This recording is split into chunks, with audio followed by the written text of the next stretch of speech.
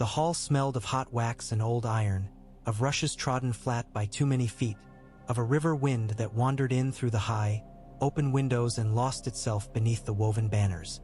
Sunlight fell in tall, slanting panes through the dust and smoke of the torches so that motes drifted like slow snow. At the far end, raised upon steps jagged as a spill of frozen water, the throne of swords waited in its shadow, a brutal tangle that caught the light like teeth. Eddard Stark climbed those steps with the weight of the North upon his shoulders and the last words of a dying king in his hand. He felt the ache in his leg before he moved, felt it in the bone as weather feels winter in advance, but there were eyes upon him and a realm at stake. His men were there, close and quiet, their hands near blades but not upon them. Fat Tom and Desmond and others who had ridden far from snow and stone to stand in this furnace of a city. The gold cloaks stood in two ranks with poles at the shoulders and faces like shuttered windows. The small council waited in their place as if they had never left it. Grand Maester Pycelle stooped behind his chain of links, Varys smooth and placid as a pond in still air, and Peter Baelish with the faintest smile curving his mouth as if all the world were a jest performed only for him. Cersei Lannister's gown shone like the inside of a grape in that light, black and green and slick and curved as armor, and her son stood to her right, pale hair bright as a new coin and eyes the purple of cold grapes. The Kingsguard's white cloaks were clean as winter fields. Ned had imagined this day so many times in the hours since Robert's breath had slowed and stopped. He had held the king's hand through pain and told him hard truths and accepted hard duty. In one world, perhaps, the paper he bore would be enough. In that world, men would honor oaths and the law would be a bridge that could be walked even when waters ran high. But this was King's Landing, where words were nets and nets were snares, and he had been too long away from men who laughed with knives between their teeth. He knelt and proffered the letter. His voice was steady because it had to be. By the king's hand, Lord Robert named me protector of the realm and regent until his heir comes of age. Cersei took the parchment, read the words, and let the seal droop from slack fingers. Those eyes were green glass in a fire. Heir, she said, as if tasting the shape of the word might change its meaning. My son is king. His grace named. Words, she murmured, and flicked the parchment as one might flick an insect into a brazier. The wax seal hissed when it struck the coals at the great iron brazier's base. The paper burned. The boy remains. The boy stiffened, chin high, hand upon the hilt at his waist. He looked like pride in a boy's body and something ugly beneath. The hush in the hall creaked. Ser Barristan, Ned said, and he turned to the old knight, to the man whose story was etched into boys' dreams as cleanly as into ballads. By law and by the king's own word, Barristan Selmy's face was a carved thing, honorable and sad. He looked from the cold fingers of the throne to the woman who stood before it and the boy who thought it his, then to Ned. Something in the old man's eyes flickered. The law is not a garment to be put on only in good weather, he said softly, yet did not move. Peter Baelish drifted nearer on soft boots that made no sound against the stone. Such solemnity, Lord Stark. If only we could bottle it. The city needs wine and sermons both. The first to stanch the thirst and the second to remind them to suffer thirst with grace. There is a moment in every hunt when the game turns and the dogs must understand that the set of the wind has shifted. Ned felt it now. The press of bodies, the way the gold cloaks held their breath, the whisper that ran along their spears, the stillness in Varys, the tightening in Cersei's jaw. He thought of Jory's good-natured grin and the blood spreading on his breast in the street, of a man in Lannister gold smiling while his men did murder, of Cat and the children, of Winterfell's towers standing watch over Snowy Moor and Wolf Wood, and of Peter in a brothel doorway, smiling that same small smile, saying he had known Cat long ago, as if the past were a coin he could spend twice.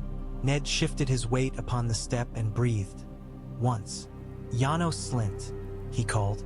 Command your men. Lord Stark, Slynt said, his deep voice smooth with oil, and if there was a spot of damp on his lip, it might have been the heat. Then Peter Baelish moved.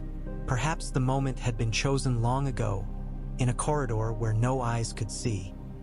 Perhaps it was chosen now in the flash of a thought, seeing balance and profit and blood laid out like stones in a Sivas board. He came up close as men might come to confide a secret, one hand light against Ned's arm as if he were a friend steadying a friend. Then something gleamed at the edge of sight. Steel whispered, cold-kissed Ned's neck below the ear where the hair was shortest. "I counseled you well, my lord," Peter breathed. "Trust no one here, least of all." Ned was not of the South, where men liked to play with words before they used them to draw blood. The wolf men of the North cut to bone. The world slowed upon the point of the dagger. He saw the angle of Peter's wrist and the half-strain in the muscles of his face and the small wideness of his pupils, as if he were about to laugh, and in that sliver of time his body remembered a younger man in a muddy yard, turning the wrist of a braggart who thought speed would save him. He seized Baelish's hand and turned. The blade pricked skin and then slid away instead of in. Blood came hot and sharp as a lash. His leg throbbed fire. Fat Tom was moving, Desmond already in a step, and the gold cloaks startled as birds do when a falcon stoops, some leaping for him and some hanging where they stood. "Now," Ned said, and his voice was a winter bell. Tomard's sword came up and down in the space between heartbeats. He was not graceful, not quick, but there was a surety to him, a butcher's accuracy. The blade bit into Peter's collarbone and through. Peter lurched with a little cry that sounded more like surprise than pain, mouth opening, blood wetting the edges of his teeth. He sagged. Desmond caught the wrist with the dagger and wrenched it away even as the body fell. The knife clattered and spun. Peter Baelish had time for one dim look at the world without him in it. Torchlight and steel, the shadow of the throne, the soft face of Varys unreadable as ever. His blood ran over the green silk of his jerkin and pooled black around the toe of Ned's boot. He tried to speak again. The words did not come. A hush fell that was not silence but shock. A wind sucked into the lungs of a hall and held there. The first scream was the Queen's, sharp enough to cut skin. The second was a gold cloak's, turning into a bellow. Janos Slint opened his mouth to shout and choked on the word. What he might have meant to order was lost in the clash that followed. "Protect the Protector," Desmond roared, and then men moved. The gold cloaks surged as a wave surges when it has been pulled too far from shore. The King's Guard stepped, white moving like slices of autumn cloud. Meryn tranced slow and heavy with the certainty of iron, Boros blunt with his belly quivering and his eyes hard as stones, Ser Mandon with a stillness that bordered on the peculiar. Barristan's sword came clean from its sheath and hung at the level of his shoulder, neither lowered nor raised. Spears hissed. A stark man took one high and grunted wetly. The nearest gold cloak jabbed for Ned's ribs. Tomard hewed the haft in two, then shouldered into the man and sent him stumbling back with a cursing spray of spit. Desmond's sword rang on armor and slid in where plates did not meet. All of it thundered together. The clangor of steel, the grunt and breath of men, the Queen's voice shouting, "Seize them! Seize them!" and the Boy King crying, "I command it!" as if the words alone could bind the world to his will. Ned stood and did not fall because he had decided not to. The blade at his neck had only kissed him. Blood ran down his collar and soaked the linen. He took a step, steady despite the pain and the shoving and the spill of Baelish's blood beneath his heel. He faced Barristan and lifted the parchment of the king's appointment, holding up the seal's broken thread like entrails. "By the king's face and hand," he said, "Sire, will you cut down the law for a queen's fancy?" Something moved behind the old knight's eyes. He nodded once, a movement barely a movement, and then he turned his blade not toward Ned, but toward the gold cloaks, and struck aside a spear but as it came for stark flesh. "Hold," Barristan Selmy said. He did not shout. The word lay flat in the air as a commandment. "Back in the king's name. Back." That held a heartbeat space or three. The gold cloaks hesitated before the living legend that had turned them apart in ballad and story. Janos Slint's face reddened. He found breath. "Do it!" he roared, spittle flying. "Take Stark."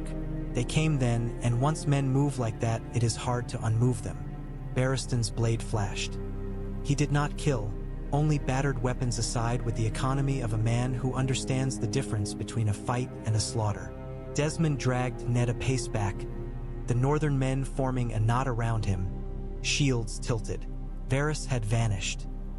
Pycelle clung to his chain and looked on like a dying man who had just noticed his own hand had turned to bone. Cersei took her son by the shoulders and jerked him toward Maegor's holdfast, calling for the hound. Sandor Clegane came, a great dog in a world of smaller dogs, his burnt face contemptuous, his sword a lazy thing in his hand. "It's only a blade and a boy's screaming," he said to no one and everyone, and gave the queen his shoulder as shield while he took their retreat in a handful of cuts he looked bored to make. Ned's men gave ground toward the doors, because to stand at the foot of the throne was to be buried. The gold cloaks pressed. One of them raised a spear as Ned's boot slid in Baelish's blood. It would have taken him under the breastbone if Desmond hadn't turned it with a mangled edge that left the spear point skittering off the back of the step. "Fall back," Ned barked. "Tower." Tomard's great hand was at his elbow, steadying him. Blood ran warm inside his clothes. Barristan moved with them, white cloak swirling like old snow behind a fast rider. "Sir," Meryn Trant said, as if the world had become a puzzle he could no longer fit together. "Sir, what?" "I serve the king," Barristan said without turning his head, and for a moment the words could encompass something larger than a child with a crown. Then the White Knights closed ranks, and their duty narrowed again of necessity. Ned and his men broke through the nearest side door into a corridor cool with shadows and rushes. He could feel the city's heart beating through its stones. Desmond slammed the door and dropped the bar across, then looked to Tomard's hands for instruction because Fat Tom had always been better at reading floor plans than men. "Left," Tomard panted. "Left and down. There's a servant's stair, and from there the king's tower. Tower of the Hand," Ned said. "Our own. We make there and hold."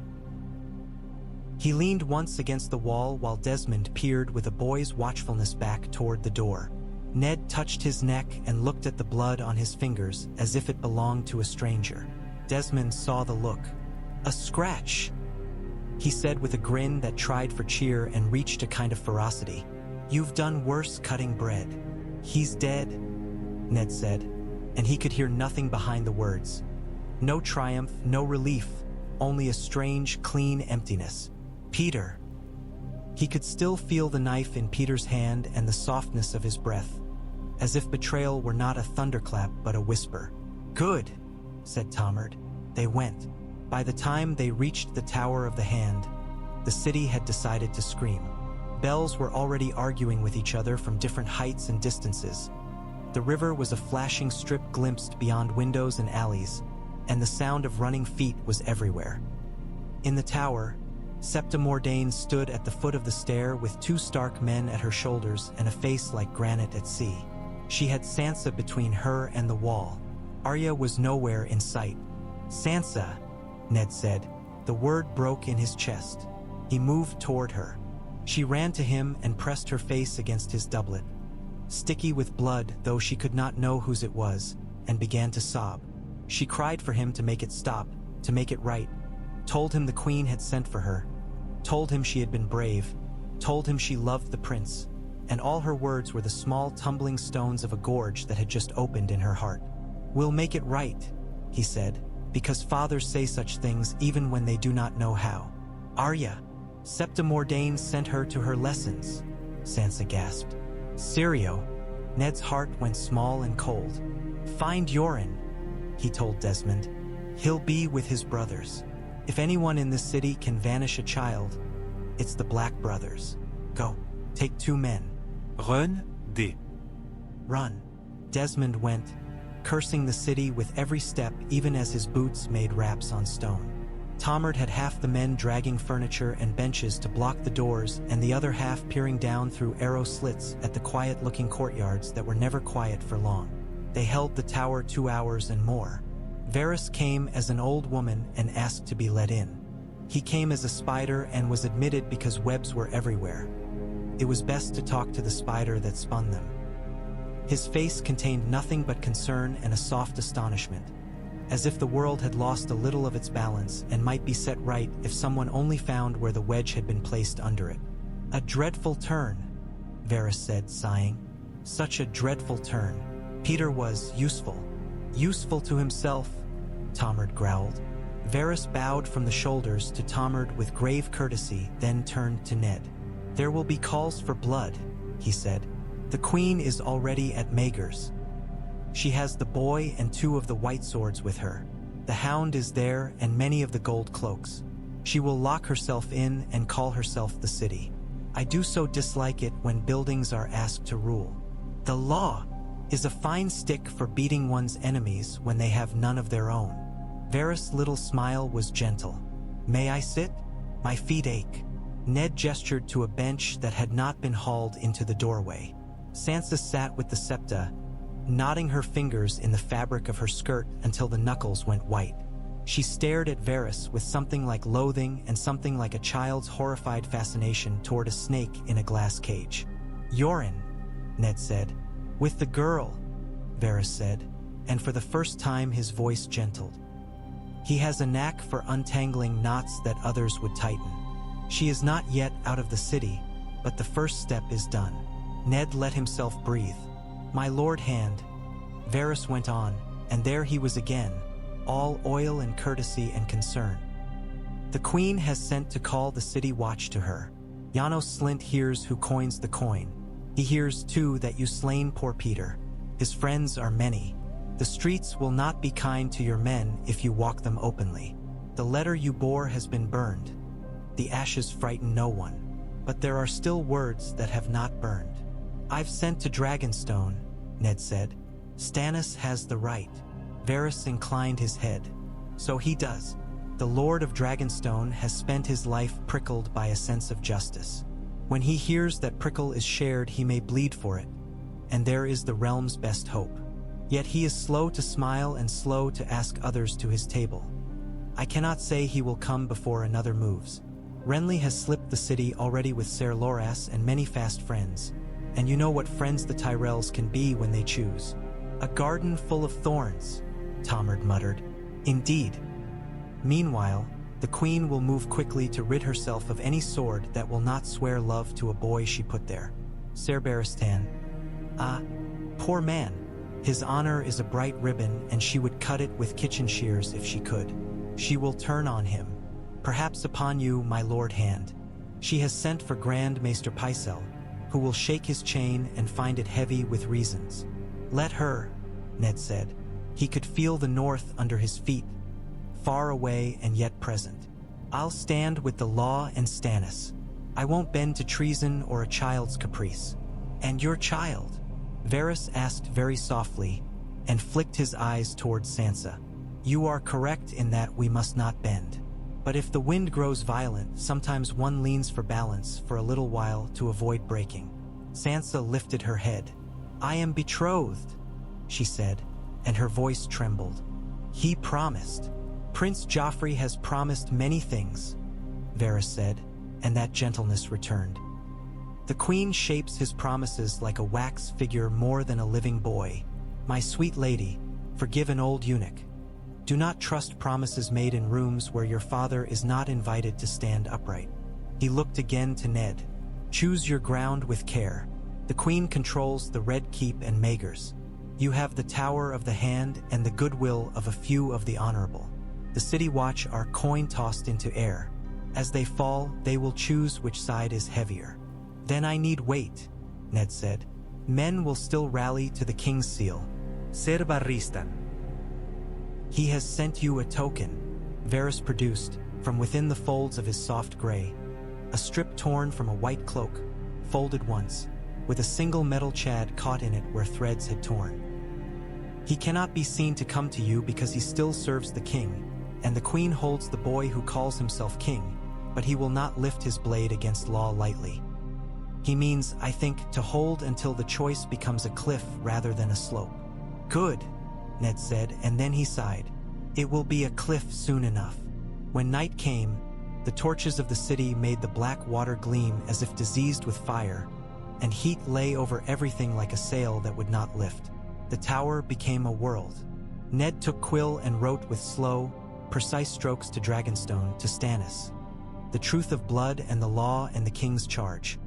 He wrote to Winterfell and told Robb to hold fast, then paused and crossed those words and wrote instead that the boy must call the banners and go to Riverrun, because Tywin Lannister was already spilling men into the Riverlands like grain into a mill, and no mill will stand if you do not close its gate. He wrote to Catelyn, not knowing whether the letter would find her in the Vale or upon some road that bent toward Riverrun, and he wrote with the bleak honesty of a man who has no gift for softening his blade, and told her Peter was dead and that he had killed him and that he did not know whether to ask her forgiveness for blood spilt or thanks for a poison taken from the world. He told her he would bring their daughters home. He sealed each letter and gave them into Varys' long, cool fingers. The eunuch's eyes slid once to Sansa, sleeping with her head on the Septa's shoulder, and then away. "They will fly," Varys said. "Whether they land, ravens, ravens. So many things hunt them." The queen moved first. At dawn, trumpets bleated from the yard. A courier in the king's crimson and the lion's gold came to the base of the tower and found the door barred and Stark men staring down him through the murder holes like carved wooden saints. He bellowed the queen's command and proclamation. Eddard Stark, the Lord Regent, stood attainted. He was to deliver himself to the queen's justice at once. The city watch stood ready to enforce the crown's will. The courier's voice carried badly in the morning's river wind, and so he shouted again, enjoying his own noise. Tomard advised him to go piss. He did not. An arrow came down and quivered in the yard between his boots. Then he left.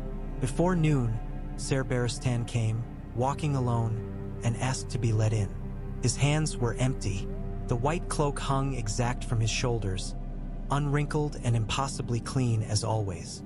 His face was old and stern, his hair thinner because hair thins in men who have had it for so long that the gods take it back by pinches and handfuls. They opened to him. Men in the yard paused to watch him pass as if watching a story be written across air. He saluted with the pommel in an old-fashioned way that made Tomard blink, and went straight to Ned. "Lord Stark," he said, "you have made a ruin of courtesies." "I have made a ruin of a traitor," Ned said. He did not apologize for blood. He did not apologize for winter. The queen burned the king's will. She names a boy who has no right. "I will not dress treason in velvet and call it law."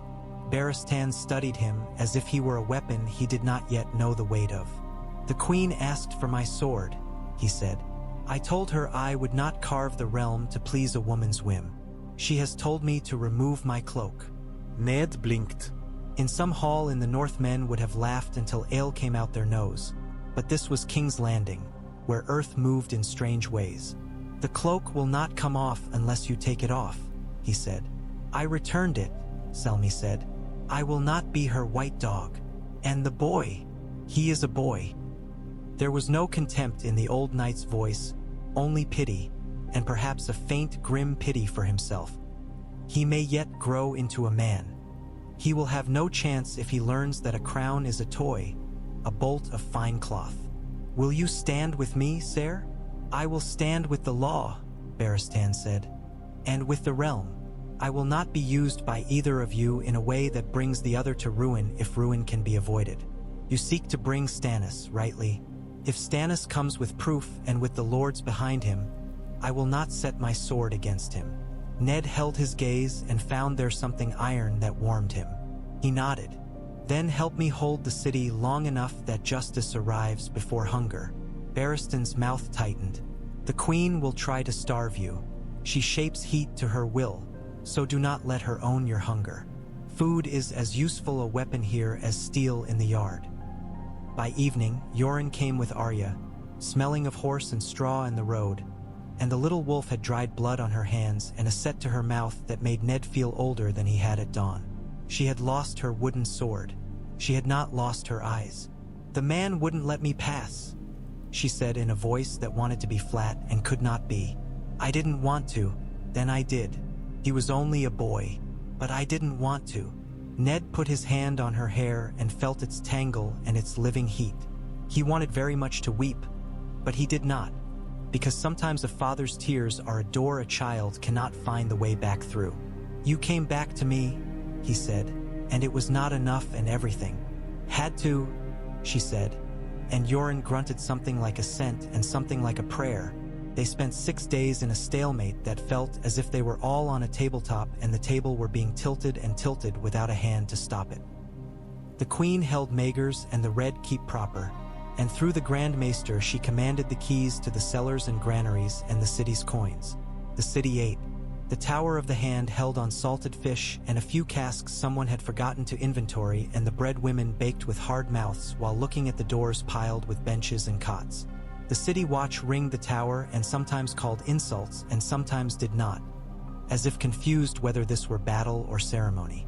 Barristan Selmy came each morning and spoke with Ned on the battlements in quiet voices like men standing at a funeral.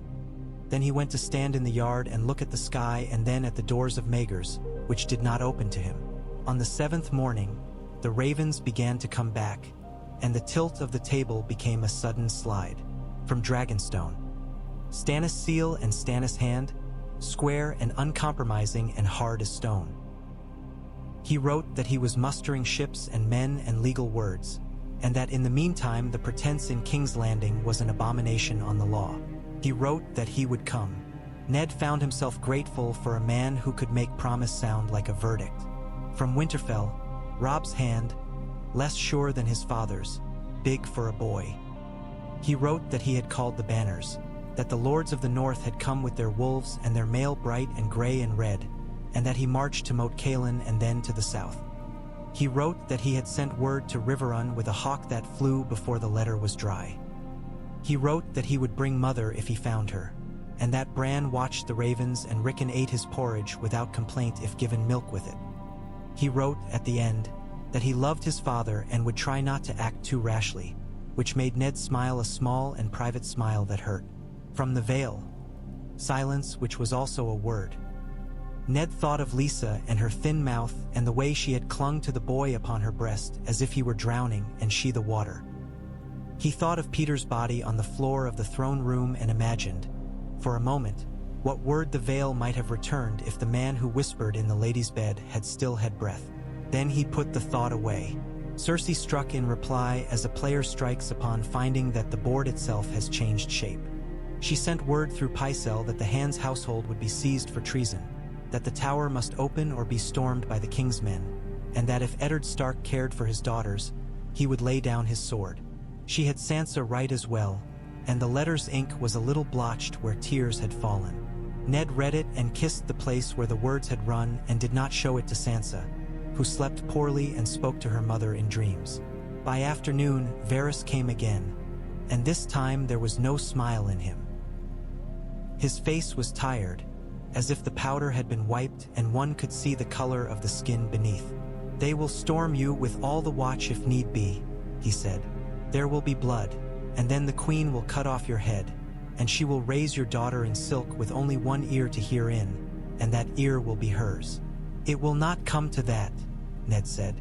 "I admire your faith," Varys murmured. "As one admires a man who puts on mail knowing he is to be drowned." His voice sharpened.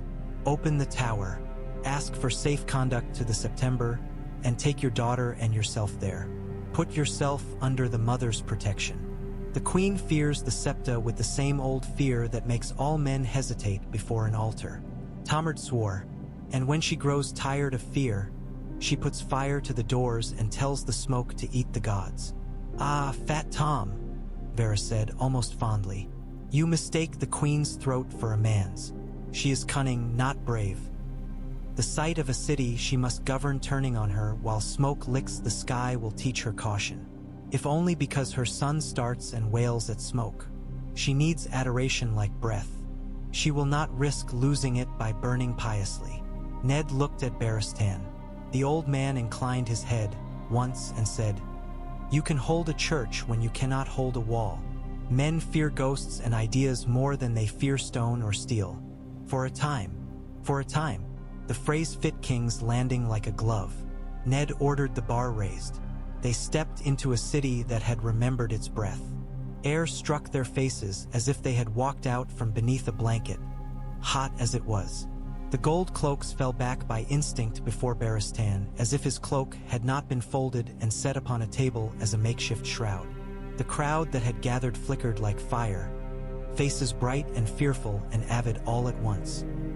They murmured Stark and traitor and protector and king and boy and Lannister and law and wolf in equal measures, and the words rose toward the roofs, where they tangled with laundry and pigeons. Sansa held Ned's hand with a grip that hurt. Arya walked at Yoren's hip and stared ahead, as if she could bore a hole through the air with her eyes. The Sept lay ahead like a pale island. At the doors, men in rough linen and women with hair bound tight as rope made way because the smell of a Sept lingers on whoever walks within it. And the smell says to the little gods that you came with clean hands. Ned knelt. He placed his hand on cool stone and felt not much, which comforted him a little. The gods of King's Landing were always more words than presence. The Septa murmured and made signs with their fingers, and even Sansa made the motions because habit is a soft thing and it saves us from thinking too much while storms break over our heads. From that new ground, Ned sent his last raven before the city became a net from which ravens could not fly. He wrote to Stannis that he had drawn Cersei into a standoff she did not want. A standoff that made her look like someone who feared sanctity, and that he would hold here while Stannis came. He wrote to Robb, hold to Riverrun. Do not chase Tywin into the west until you know Stannis is within sight of King's Landing. Keep the river at your back and the wolf in your arms. Winterfell answered days later that the banners had come and the boy had gone with them, and that Catelyn Tully had indeed gone south again and would meet Robb on the Trident. This made the Sept feel a little steadier beneath Ned's knees, as if a stone had been added to its walls. The queen distilled her fury into ceremony. She had Barristan stripped of cloak openly in the yard 2 mornings after Ned entered the Sept, with Meryn Trant standing behind her in armor that gleamed like a bad dream and Grand Maester Pycelle droning something about sacred oaths that sounded tired even to himself. Selmy's hands did not shake when he took off the white. He folded the cloth with the tenderness of a man laying away a dead thing, kissed the edge of it, and set it upon the ground. Then he walked out through the lion's men and the sparrow's pour and stood for a moment alone beneath the sky as if he were listening to something far away. After that, he walked out the gate of the gods with nothing but his sword at his side. Men who knew the meaning of what they had seen looked away, as if the sight might shame them on some later day. That same evening, word came that Renly Baratheon had appeared at Bitterbridge in a river of green and gold, banners streaming behind him, with Mace Tyrell fat and grinning at his right and Loras beside him in flowers and steel, and that at dawn the next day he had set a crown on his own dark head and called himself king. It was a moment that would have made Peter Baelish laugh aloud for the sweet shape of it. Ned read the news with the grim assurance of a man whose map had always shown him where the hills were, and he wrote again to Dragonstone, to the Stag of Stone rather than Petals. Come fast, for the garden boy has raised a pretty tent and there is a storm moving on the sea. When the sea at last rose beneath sails, it was Davos Seaworth who felt it first. The change in the wind, the way the hull talked to the hands that tended her. He had mistrusted wind all his life and loved it. It is hard for men to feel 2 opposite ways about a thing at once, but Davos had always been good at doing exactly what the weather allowed and cursing quietly when it did not. He stood on the deck of Black Betha and watched Dragonstone fall behind, sharp as a thorn, and thought of boys with dirty faces and a little castle of onion-scented stone, and of a lord he had chosen with his eyes open. King's Landing, he told the sea, because the sea never betrayed a confidence as men did. We'll see what sort of welcome you tuck under those banners, eh? Melisandre stood at the stern, hair like living flame in a wind that had not yet found its temper. The night is tall over that city, she said without turning. But light grows hungry when it smells such a feast. Light is a good word for fire, Davos muttered. Fire burns both bread and the hands that would take it off the coals. She smiled, not unkindly. You fear for your king. I fear for all men, he said. Some of them more than others. Good, she said and turned toward him. A man who fears with eyes open is a man who watches. Watch for me when the moment comes. What would I be watching? He asked. Smoke? Fire? Or something I can cut with a knife? You will know it, she said. It will smell like victory and like loss. And it will make your mouth water as if you stood before an onion pie and your wife told you to wait for guests. He grunted. You have a way of making a man hungry when he shouldn't be. They made Driftmark and then Crackclaw Point and then the mouth of the Blackwater, hugging shore as if shore could be trusted. The Red Keep sat like a crouching cat upon its hill, and the city crept up around it like fleas, and between them all the green water moved with tricks and eddies and small wicked little hands that tugged at a keel.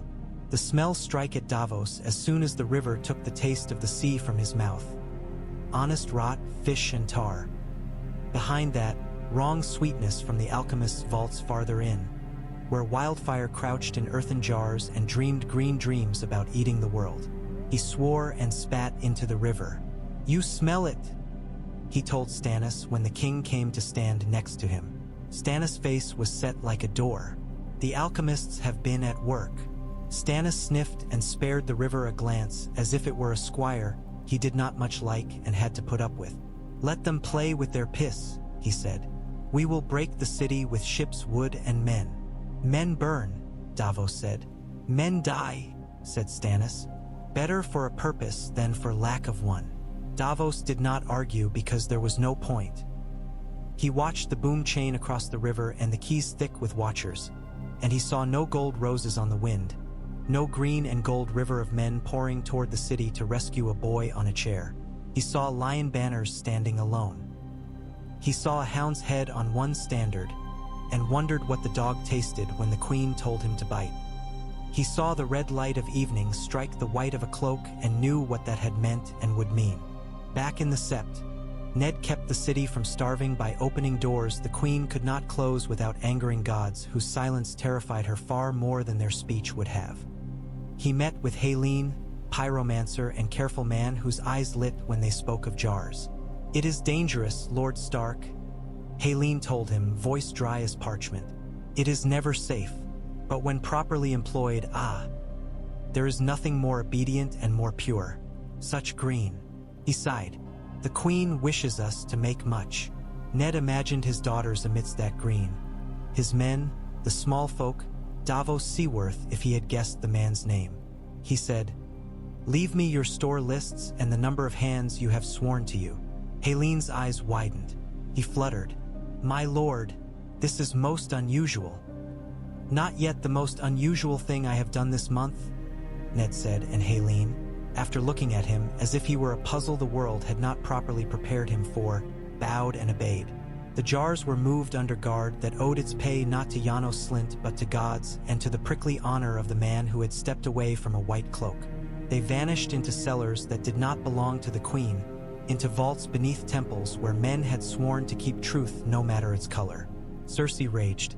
Her rage had the shape of edicts and proclamations, and of the hound sent to glare at the Sept and be silent and hold the boy back with a big hand when the boy wanted to swagger. Joffrey came once to the doors and shouted at them.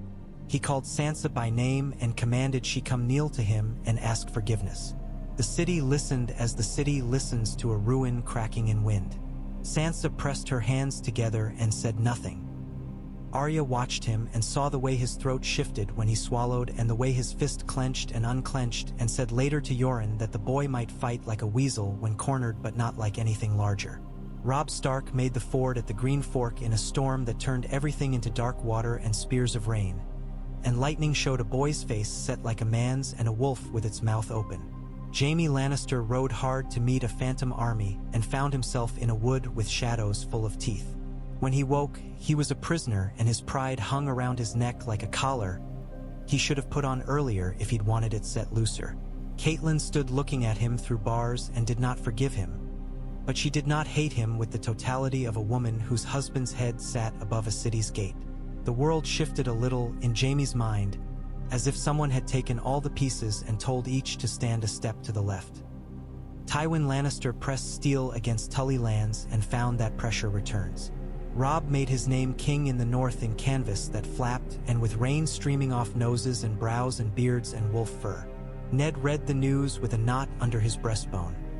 Love and fear are difficult room fellows. He sent a raven quick as thought. I am not dead. Do not throw Winterfell stones at the south. Hold Riverrun and the neck. Give Stannis the road to the city. Renly Baratheon's pavilion was a flowering thing in a wet field. He held court upon a chair he had named for a throne and took oaths and kisses and smiles and gave them back like sweets. Loras whispered to him, and Mace listened at doors he pretended were trees. And Olenna counted every footfall and every word and found all wanting. In the night, shadows lengthened. The next morning, the green and gold river became a lake with a black stain upon it. Some men called it murder, others called it magic, most called it an end. The Tyrells folded their banners slowly, as if the speed of the cloth could change a death. They did not turn toward King's Landing at once because there was no Baelish with a bag of silvery reasons and smiling steps to meet them in the dusk and take their hands toward a lion's den.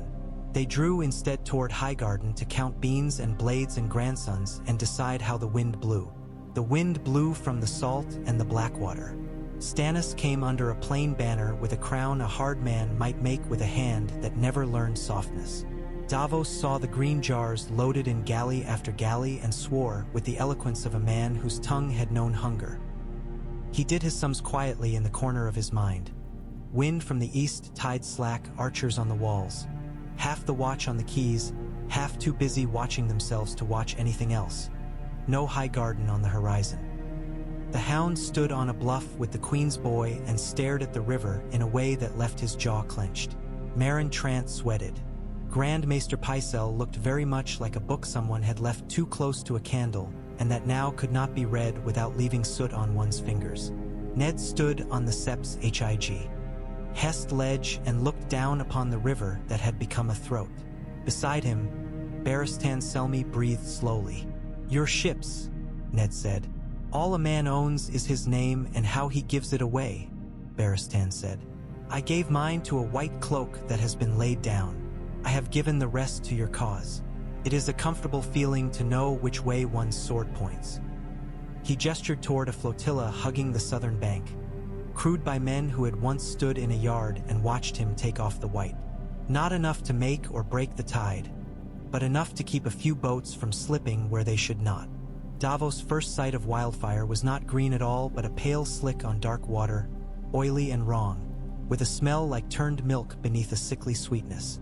Then a flaming coral hissed down from the city and struck, and green climbed the air with the speed of something pleased to have found the day. On Black Betha's deck, men cried out, some in fright, some in awe. Davos swore and bellowed, "Oars! Hard!"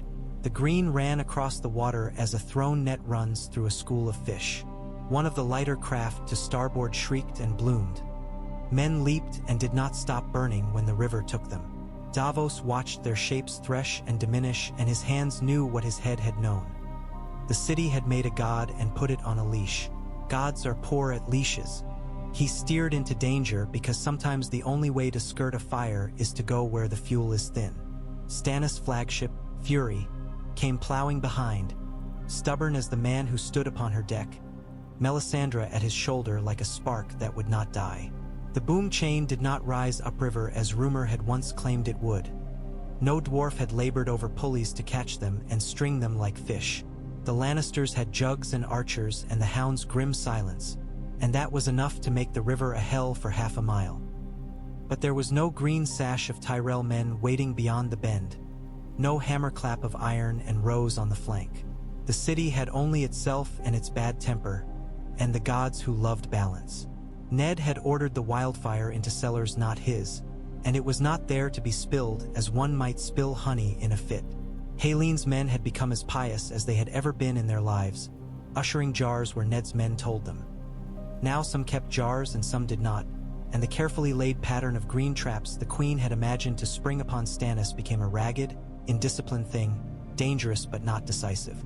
The river burned in patches and then in sheets. Ships found lanes where Davos I told him they would be. Other captains, less gods-favored, did not. Black Betha slid beneath a rain of darts and the shriek of something hot at her stern. Davos saw Fury ram a Lannister-built barge and send it groaning sideways, saw men with stag badges leap and grapple and cling and then overwhelm a deck with a wedge that pressed and pressed. He saw the Hound turn away from the sight of green, and he could not blame him. For fire is a thing to be respected when you have sat in a room and watched your food and maybe your son's life come up out of it with a man's hands that others cut off. He saw the Queen's boy on the wall, pointing, his mouth moving, and he thought, "A boy. He is only a boy."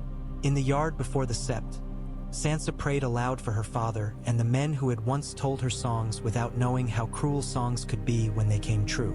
Arya sat with her back to a column and sharpened needle, which she had found again under Yoren's sharp eyes, and a little help from Varys' little birds, who were more interested in the way a small girl moved than in the way a queen shouted. The Sept was full of women with their hands twisting in cloth, and men too old or too broken to fight, and the quiet noise of people who fear without wanting to show it. It smelled of old incense and new sweat. Ned stood with Barristan and watched the city shake.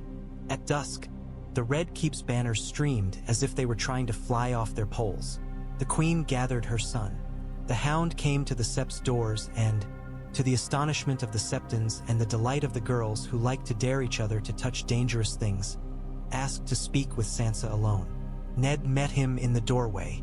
"She's no use to them," the hound said. "Not now, not while the river burns and the men piss green. A sword wants quiet to do hurt. They have no quiet tonight." Ned studied his face. It might have been a good face somewhere else, if men had not done to it what men sometimes do. "Why do you help us?" The hound looked past him, toward Sansa as she rose with that unsure grace that sometimes made the city kinder to her than it ought to be. "I'm tired," he said. "I'm tired of fire and of boys who think fire is a toy and women who think the world is a dress. I'm tired of lions on cups. She deserves to see a world where there's a tree in it." He looked back at Ned. "Do you want her to stay here until a queen stamps her foot and says the gods are hers?" Ned half lifted his hand and let it fall. "You'll take her." "I'll take her," Sandor said. "I'll take her to the river gate, where a man in plain clothes and a hard mouth will be waiting. And if the river eats us, we'll let it have its meal without screaming too much. And if it spits us out, we'll ride west on little roads until the city turns into a rumor." Ned went and knelt before Sansa. She looked at him with eyes that had cried enough tears to float the September. "You go with this man," he said. "You go with the hound, and you do not look back until you see hills that do not smell of fish and lies. If he tells you to run, you run. If he tells you to hide, you hide. You listen only to him and to what you know in your bones. And if you are frightened, think of Winterfell and how the water sounds when it runs under ice." She bit her lip and nodded. "What about you?" "I will come," Ned said, and made himself believe it as if belief were a stone he could pick up and hold. "With Arya. We will come after you." Sansa reached out and touched the side of his face where the cut from Peter's knife had healed into a thin, bright line. She traced it with a finger and said nothing, and then turned to the hound and went with him, small beside his bigness. Arya watched them go with a look as sharp as needle. She said, "He'd better not hurt her." "He won't," Ned said. At Night's Heart, the river was a black strip licked by green tongues dying one by one. Davos' arms ached. He had lost 2 sons to water and fire and Stannis' ironness and won 2 decks to balance them.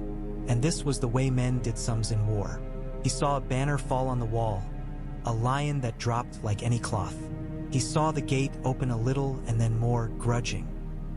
He saw men in antlers drive men with lion cloaks backward step by step, and he saw an opening in the yard beyond the river gate where a man in plain clothes waited as if he had been carved and set there years ago by someone who enjoyed making surprises. Ned left the Sept with Arya at his heel and Barristan on his right and Tomard on his left, and 6 good men behind, and a prayer in his mouth that was not so much words as hope shaped into breath. The city around them was chanting something in ragged time. Green light flared and died in a square. A woman cried out like a bird.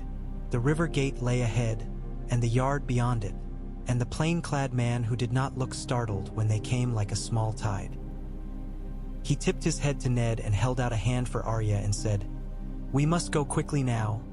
And Arya, who had never much liked men who told her what to do, went at once. The hound stepped from shadow with a girl in his shadow and a sword that looked bored in his hand. Sansa's eyes were huge in her thin face. She saw Arya and something in her broke and mended at once. She made a sound like someone reopening a letter they thought they understood.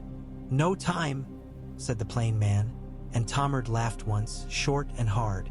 They ran. It is strange how men who carry swords can run like boys when they must, How a king's city becomes a maze of bread smells and piss-wet cobbles and voices that narrow to a tunnel and then widen to a river. They ran through a lane where laundry beat them in the face, and through a yard that smelled of cabbage, and through a long stair that led down into underworlds where the river taste came up through stone. They ran to a dock where Black Betha was nudging at a pile, as if the river had finally tired of teasing her and meant to be kind. Davos raised a hand without looking like a lord at all, and men in her row benches pulled like they were trying to get home for a hot dinner. Sandor stood at the head of the gangplank and did not move. "I don't sail," he said. "Fire or water makes no matter to me. I don't sail." "Then don't," the plain man said. "Take the horse tied at the corner and ride. Ride west. If anyone asks, you are no one." Sandor looked at Sansa. "Sing for someone who deserves it," he said.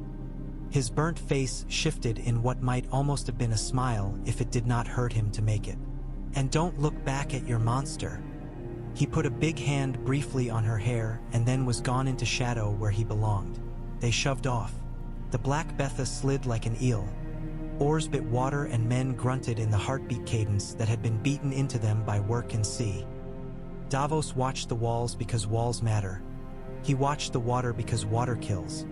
He watched the city as a man watches a room where he lost his sons and nothing else can surprise him. He saw archers, he always sees archers. He saw one arrow. He saw it coming slow, and he saw a white shape interpose itself with the speed of a tale said to children. Barristan Selmy took the shaft in his shoulder and made a sound low in his throat, like something too proud to cry out. "Sir," Ned said. "A scratch," Barristan said, and Davos barked, because that is the noise a man makes when he knows what a lie looks like and loves it for the courage in it. They made the far bank in water that glowed and went dark and glowed again. They came up into reeds. Behind them the red keep was a shape against the sky, and banners had become shadows, all of them black no matter their dye. In the city, men were killing and men were kneeling and men were cutting off bits of cloth and iron that belonged to yesterday and putting on new pieces that would belong to tomorrow. It always goes that way. The sea breathed in and out, in and out. It had done so before kings and would do so after. In the morning, in the little camp that was a few boats pulled up and a few fires lit and bread stale but not hard yet, Ned sat with his daughters and let the sight of their faces sink into him as if his eyes thirsted. Arya slept with her cheek on Sansa's shoulder, which was rare enough that he put the sight away like a treasure he might need later. Davos crouched by the fire and looked like a fisherman who had stolen a lord's cloak and not been scolded. Barristan Selmy stood with a sling binding his arm and watched the road as if he could make men appear by will alone.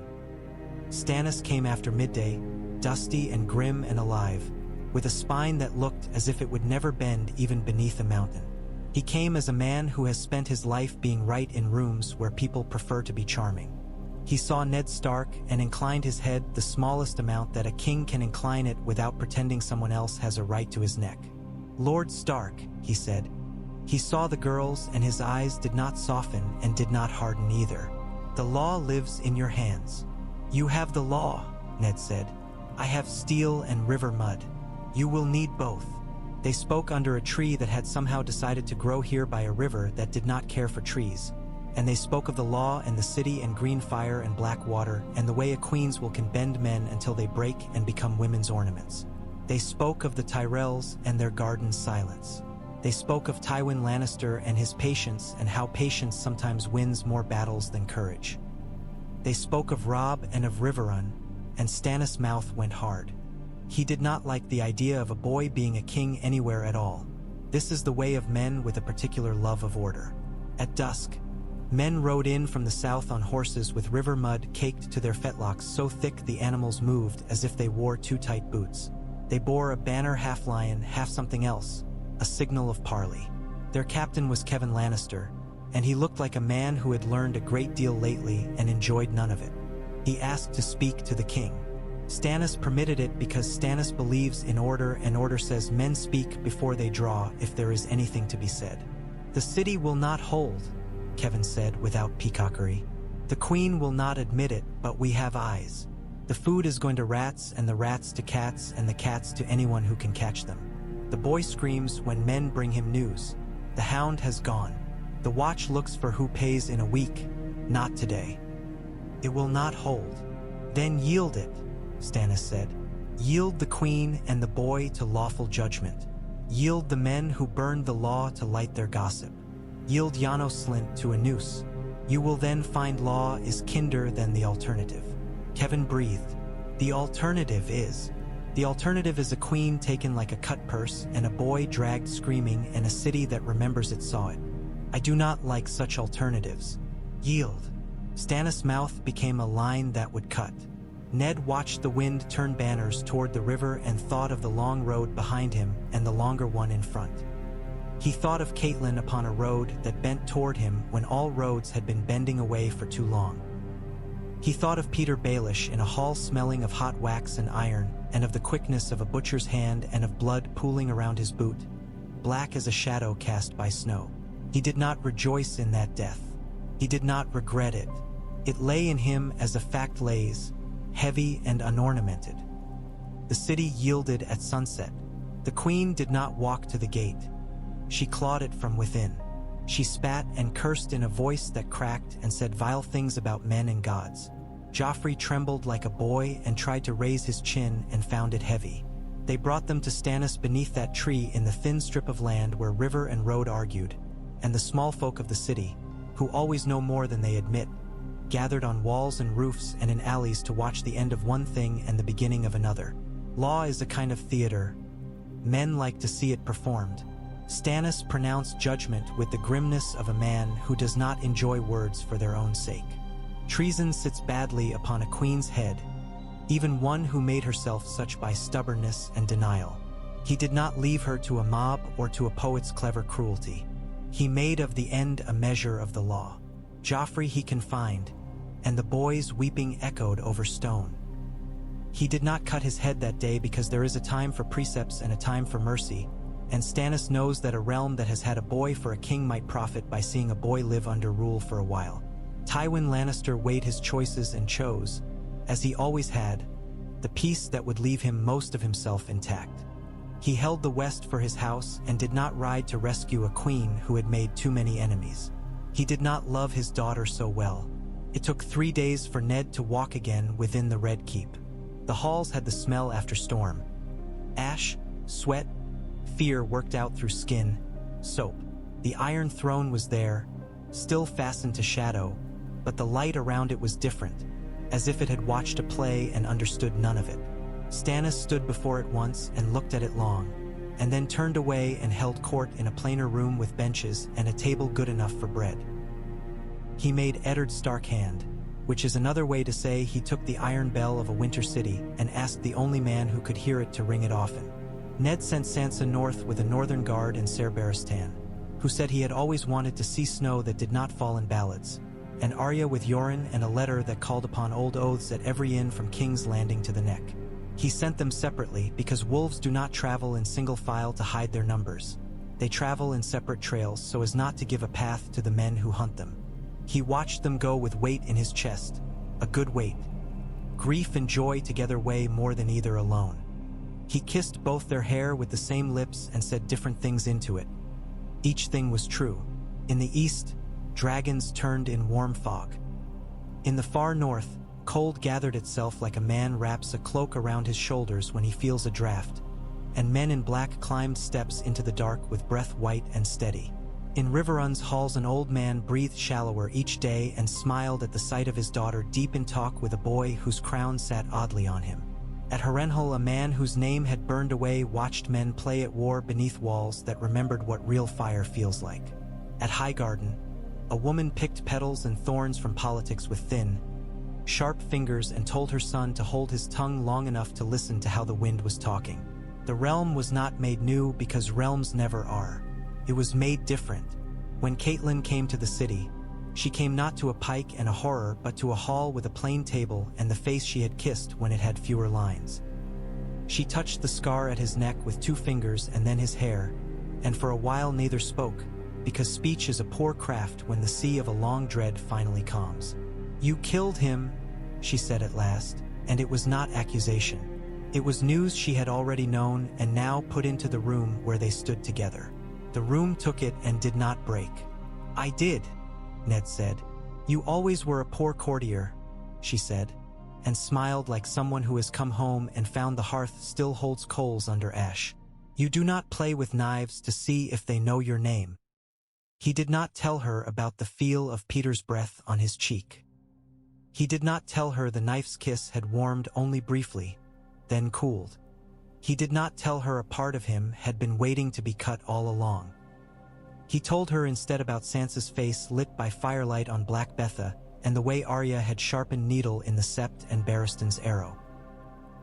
He told her about Davos, and the man's plainness which seemed to Ned like an honest cup of well water after too much sweet wine.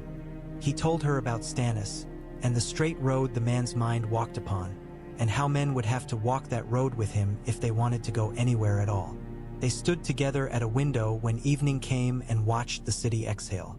It had begun to do it again, that breath in and breath out that means life, no matter how noisy or filthy or cruel men make the spaces between breaths. Stannis' orders marched through it. Carpenters set to repairs as if repairing stone were repentance. Jailers opened cells and closed others. The city watch shed some of its more corrupt skin and found under it still the itch to scratch the right backs when someone held out coin. Ned wrote orders with a hand that cramped and a heart that had no time to think of itself. He did not forget, even in the ordering, that winter was coming. He set men to counting storehouses and to sweeping the cellars for rats and pigeons' eggs. He sent for Glover and Manderley and Umber to come down into sun they did not desire so that they might speak of ships and grain. He sent men north with orders that reached the wall like slow birds. Jon Snow stood upon a parapet and read words that carried his father's breath and felt a warmth that made the cold a little less intimate. In a quiet hour that came near midnight, with the moon low and the city's lamps mostly asleep, Ned walked alone through a gallery where portraits faced portraits like lords at dinner judging each other's wine, and he came upon Varys sitting upon a bench beneath a painting of a storm, hands folded, face mild. "You move softly through the world," Ned said, stopping because he had learned that sometimes the world placed its pieces together in ways too uncanny to ignore. Varys' smile was small. "My weight does not demand thunder," he said, "and thunder, for all its fine noise, is not always where the rain falls. You brought me to this." He meant the Sept and the river, and the plain man who had guided them to Davos' hand, and the letters that had flown like gray thoughts out of a black cage to find the hearts for which they were meant. "I brought the pieces near enough that they might choose to touch," Varys said. "Pieces are stubborn things. They do not always embrace the shape one suggests." "You did not weep for Peter Baelish," Ned said. "No," Varys said. "He was a clever man. Clever men frighten me when they are not also kind." "And what do I frighten you with?" Ned asked. "I am not clever. You frighten me with your refusal to call a shadow a substance because someone with a crown tells you it is," Varys said. "Such refusal is a rare thing here. It changes rooms merely by entering them." He paused, and something like weariness passed over his face. "You have given us a chance to have a king, rather than a boy with a lion for a mother and a bad habit of thinking that shouting alters law. I have other hopes." He waved a hand. "Hopes are cheap. Grain is not. Keep the city fed. It will love you for it and will forgive you for being northern and difficult and blunt." Ned left him there beneath the painted storm. He walked on and stood, in the end, before the Iron Throne because men do that when they are permitted. He regarded it as one might a dangerous animal in a cage that is not quite latched. He thought about a yard in Winterfell where the sound of a boy's wooden sword had once rung in the cold air, and about men who were dead and men who were not but should be and men who were alive and did not know what they were for. He thought of a girl who had held needle like a hand and a girl who sang hymns with a tired voice that still found its way through melody to something like hope. He thought of Peter's blade at his neck, and of the decision he had made and the speed of it, and of law. He thought of Stannis, and that thought did not leave him warm but left him decided, which was the better thing. The realm did not become good because a man died in a hall of swords. The realm does not become good because a head is put upon a spike or kept upon shoulders that remember mercy.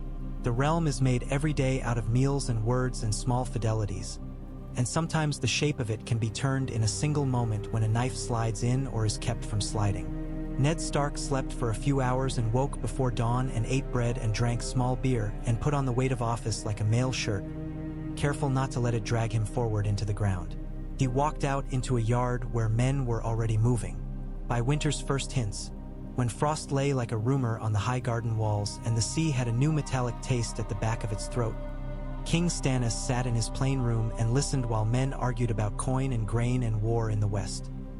He cut through talk as through rope. He sent letters to lords who disliked his style of asking, and he did not care.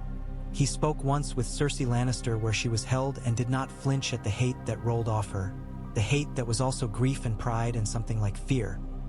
He saw the boy, and if there was pity in him, he did not show it in front of others. In private, perhaps, he remembered a younger brother who had laughed at night fires and hoard and hunted and put a crown on his own head in the end and died of a pig and a woman's name, and perhaps he felt something that was not hunger for law. It is difficult to say. Men like Stannis live inside their heads like men live inside towers. The walls are thick and the windows narrow, and the view is often clearer than the air in the yard. Ned Stark went walking in the Godswood of the Red Keep, which was a lie of a godswood, with its weirwood a chipped stone and its pool choked with weeds that smelled of summer rot. He closed his eyes and conjured Winterfell's heart tree and the feel of the bark beneath his palm, flesh over bone. He felt the north like a long breath under him. He opened his eyes when a small sound came and saw Arya standing by the false tree with a face that had learned to be ready. She had come back from the North Road because she had thrown a stone at a boy in an alley and missed and decided she had something yet to learn about throwing. She would go again. She would go many times. A father does not hold a wolf in a city without ruining both. "You killed him," she said, direct as a poke. "I did," he said.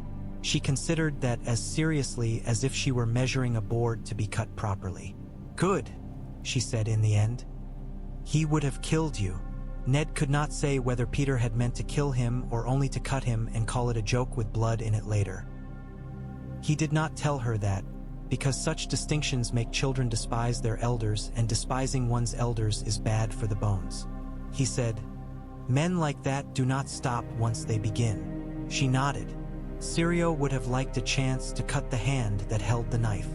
Ned thought of a Braavosi with a bald head and a smile as fine as a dancer's step and a stick in his hands that could make princes slow and careful. He said, "I am sorry you lost him." "I didn't," Arya said and tapped her temple. "He's here, like he's in my arm when I hold needle. He told me so." Ned smiled and lifted his own hand and for a moment made a clumsy fencer's salute that would have made Syrio grin and correct him with a flourish. Arya rolled her eyes in a way that would have made Sansa groan and call it laresome. He thought of both girls and what they would be and could be, and put down that thought carefully as if it were an egg that needed warmth and time.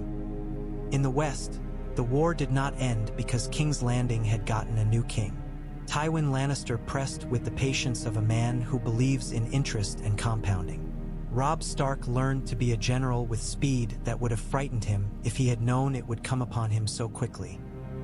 He did not send Theon to pike upon a foolish errand because Ned's letters had reached him in time to explain the nature of greed and the sea's hunger and an old man's need for pride.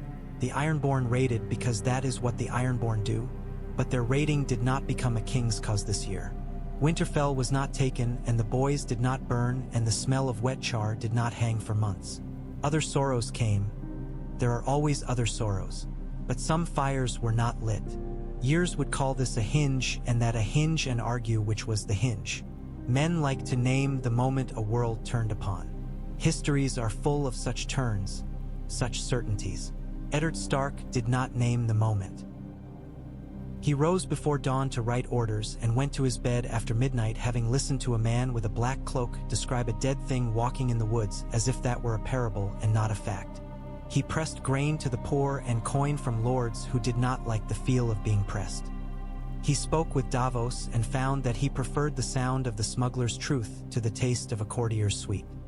He argued with Stannis without sharpness and with patience, and sometimes the king yielded a finger where another might have cut off a hand rather than admit the knife existed.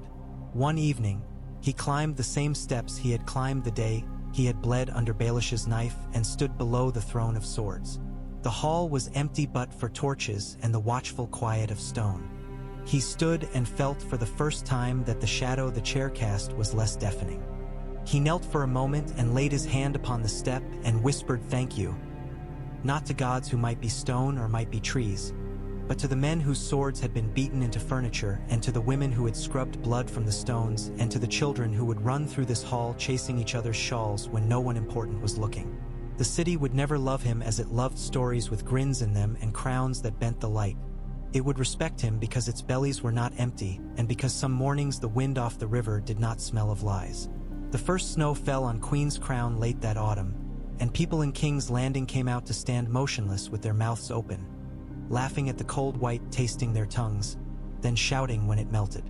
Sansa, on the road with a train of northern men and women who had begun to love her clear voice and her way of sitting straight, held out her hand and let 3 flakes die there and cried, shy and thin and full as a song sung only to family. Arya, who had gone a different road, threw a handful at a boy who thought he could grab her braid and disappear with it, and her laughter scared him more than her knife would have. Ned stood on a balcony and felt the flake that did not fall, the flake that hung always in the air in a man's heart and settled only when he wrapped himself in a fur and lay down with snow outside and his wife's warmth near and no knives within reach. The night is always full of teeth, and men are always finding new ways to ask their neighbors to open their doors. The dead beyond the wall were an old winter given a new mouth. Ned sent the king north with letters that would eventually make a small fire upon a table where a man with a tired face would warm his hands and be grateful. He thought often of a day when law would mean less than fire again, and of what he must build before that day came. Build granaries, build bonds, build the habit of obeying a king who does not smile much but keeps his word. Teach the city to eat less of itself and more of what honest men bring in carts. Teach the realm that honor and caution can share a bench. What if Peter Baelish had lived? The question sometimes came to men's tongues in later years as a jest that had too many teeth in it and so was told only after the 3rd cup. In that jest, ghosts found their way back into a hall of swords to remind men that the past is always sniffing at the door with cold breath. In the world where he did not live, Eddard Stark had a thin silver scar on his neck and a steadier hand and a simpler sleep. There were still nights when he woke with his hand at his throat, fingers tasting for a blade. But upon waking he found only skin and the memory of a decision, and a city breathing instead of burning, and 2 girls whose faces shifted from child to woman and back again as girls' faces do when fathers watch them, and a wife whose hands still fit in his, and a realm that did not become a song but remained itself, which is perhaps better. In the end, it was not a world made good. It was a world made survivable. Winter came. It always does. Men lived. Some did not. That too is always so. But because one blade went down instead of sideways, because a butcher's arm was sure and a wolf chose to move faster than a snake could whisper, there were stones left standing in spring that might not have been, and men whose names could be carved upon them by hands that still had the strength to carve. The queen died as kings die, not torn by a mob, not bled for spectacle, but simply and swiftly under the same set of words that bind the low to the high. She met the sword without contrition, and when the blade fell it struck not only flesh but vows and pride, and the sound of it rang in men's bones long after the square had emptied. There was no cheering. The city swallowed, as if something cold had been poured down its throat. The Sept doors did not open that day. The bells kept their tongues. The wind off the river, for once, smelled of clean tide and nothing else. Afterward Stannis Baratheon ate bread in a plain room and drank watered wine and listened without blinking while Pycelle, shorn of half his beard and all his dignity, rattled the last of his chain and offered up reasons and little coughs like bribes. The king dismissed him with 3 words and sent him to a cold cell beneath the rookery to wait for the conclave's decision on a successor. You served favors, Stannis told him. Not the realm. It was not anger. It was arithmetic. Ned stood at the council table and watched the pieces of a city be moved without show. Guards exchanged at the gates. Warehouses counted and their keys redistributed. The alchemists tallied and made to sign their tallies. Men who had grown rich selling water were made to carry it. The first small ships laden with river grain nosed in from the reach under drab sails with hold-stuffed bellies and captains who swore by tariffs and oaths with equal fervor. Davos Seaworth, made master of ships by the simple fact that he knew ships and had never bothered to learn how to lie about knowing them, went down to the quayside in a patched cloak and came back with lists and a satisfied squint that was the nearest thing to joy his face permitted. Varys remained where he had always been, in the soft corners where shadows gather. He set all his little birds to new songs. The tune called for bread, not honey, and praise for a king who said the word law as if it were prayer. The streets began to learn the chorus. The throne learned to stand empty more often than not. Stannis held judgment in rooms that did not give men ideas about themselves. As for Joffrey Baratheon, Joffrey Lannister, Ned corrected himself in quiet moments and not aloud. The boy learned stone and the weight of an unlocked door. He had a chamber that would have been luxury for most, with a bed and a window and a basin and a chair with arms, and he had 2 guards who spoke to each other of peas porridge and wives' tempers and never to him. They called him Boy because he was a boy.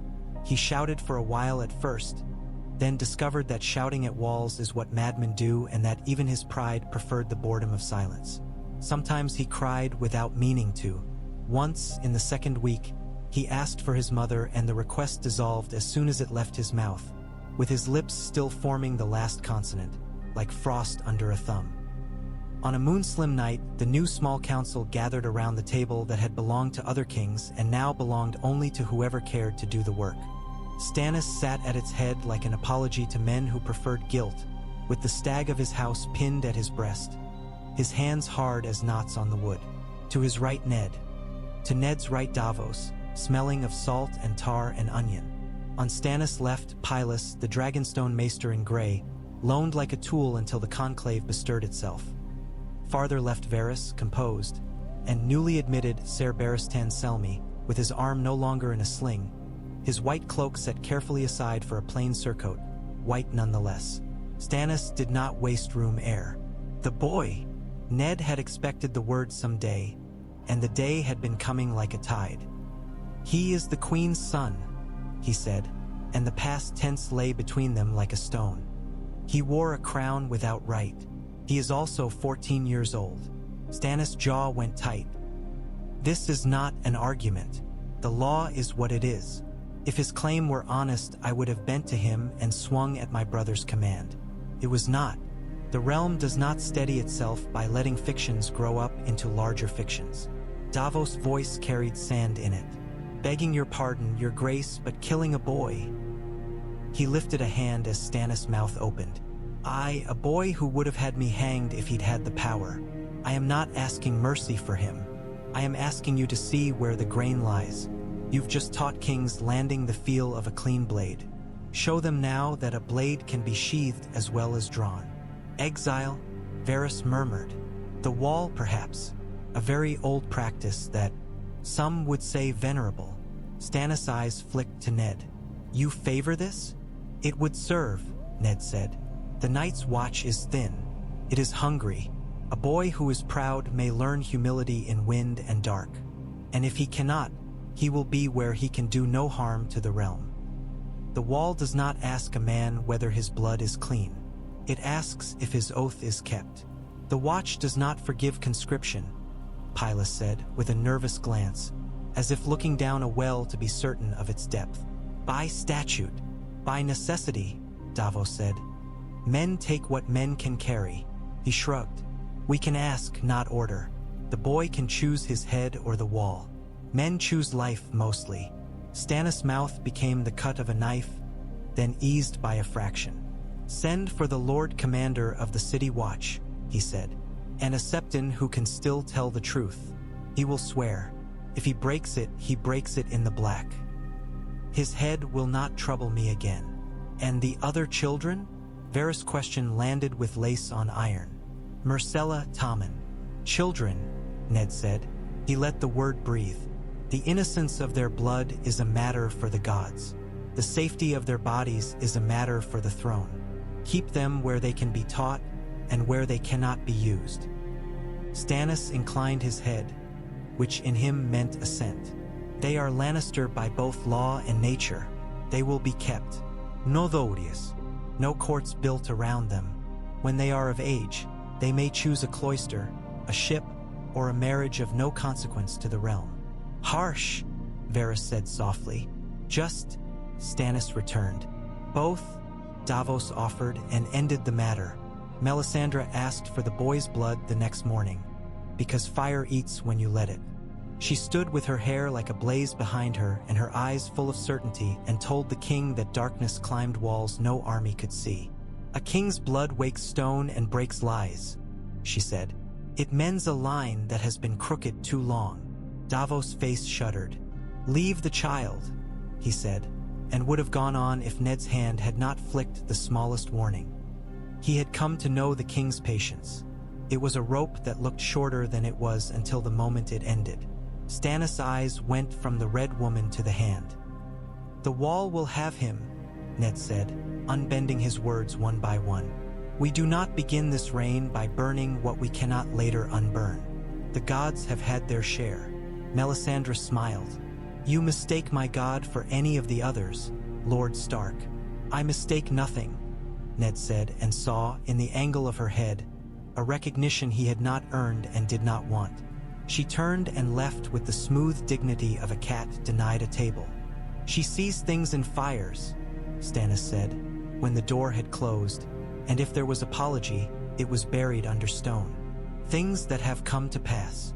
So do old fishermen, Davos said. They sit and stare and see storms they cannot stop. So they go mend nets and light lamps and trust in rope. Ned looked to his king. Send a raven to the wall. Ask whether they will accept a boy with his choice made before gods and men. Then send for a septon and a black cloak and have done with it. It was done. There were words in a September and another oath in a yeah. Road, the boy repeated. His voice cracked. He flinched only once, when the black cloak touched his shoulders. When it was over, he tried very hard to walk without looking back, and he almost managed it. The city watched him go with a fascination made half of pity and half of memory. The watch took him at Eastwatch. The Lord Commander wrote that they had no right to be choosy anymore, and that a boy who learned quickly could be made into a man if the wind did not break him. Jon Snow read the letter weeks later in the Lord Commander's solar under a slant of pale winter sun. He touched the name that had been scrawled scornfully in the margin by some wag, Boy King, and then let his breath steady. He did not smile. He did not frown. He set the page down and went out on the wall where the wind told truer tales. Far south, the Riverlands breathed relief in patches. Tywin Lannister drew his lines tight about himself the way a wounded man draws a cloak, and ran his sums with a pen that did not blot. He had lost the city and a daughter and a boy.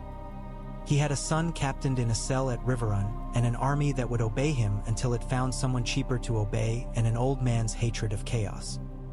He burned letters from Highgarden unopened and left others to ripen until the smell forced his hand. He wrote one to his brother. Kevin, speak in my name and do not let the king imagine that I will come to kneel. He wrote one to Lord Lefford that said only hold.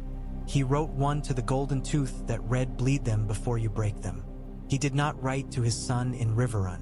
What he would have said, there were no words for.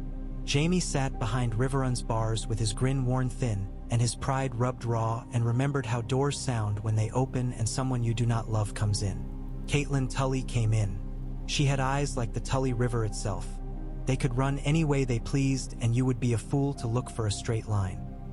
She stood before the Kingslayer and said very little, which made him talk because men who are used to words being swords grow nervous when the other person keeps the blade in its scabbard. You will never be free, she said at last, and it was not a curse, only a weight. Not even if you walk out of here. You cut a king's throat in a hall of fire and you cut your own name. If you have anything, keep that. Keep the truth of it. Jaime stared at her a long time, trying different angles as if to find one from which she looked ridiculous. He failed. I saved a city, he said.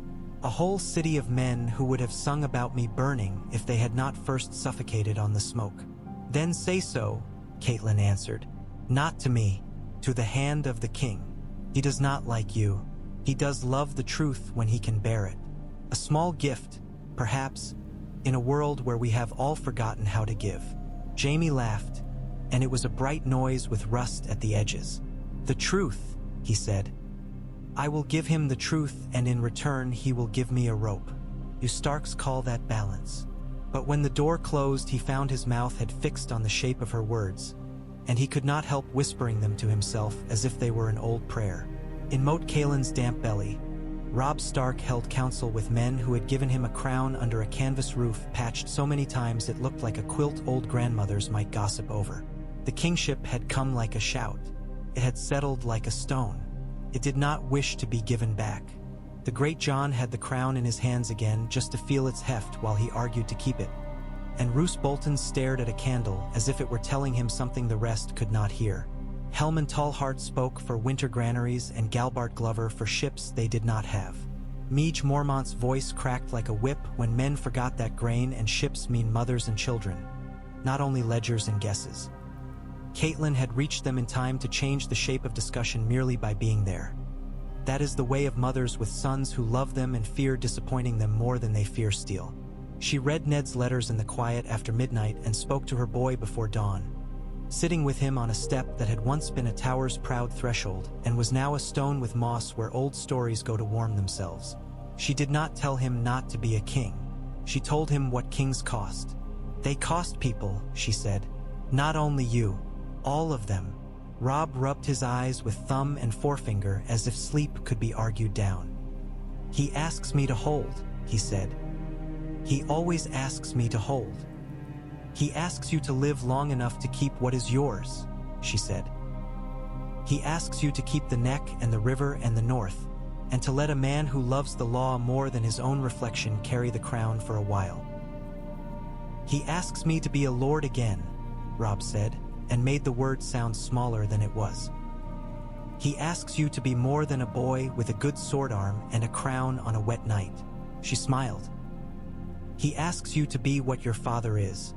A man who bends when a wind can break a city and does not count it a betrayal of the tree." The great Jon growled when he heard the shape of the news and the notion beneath it. "The North is free," he said with spittle and pride. "And I'll split a dozen Freys and twice as many Lannisters before I go back to a soft Southling's table to ask leave to drink his ale."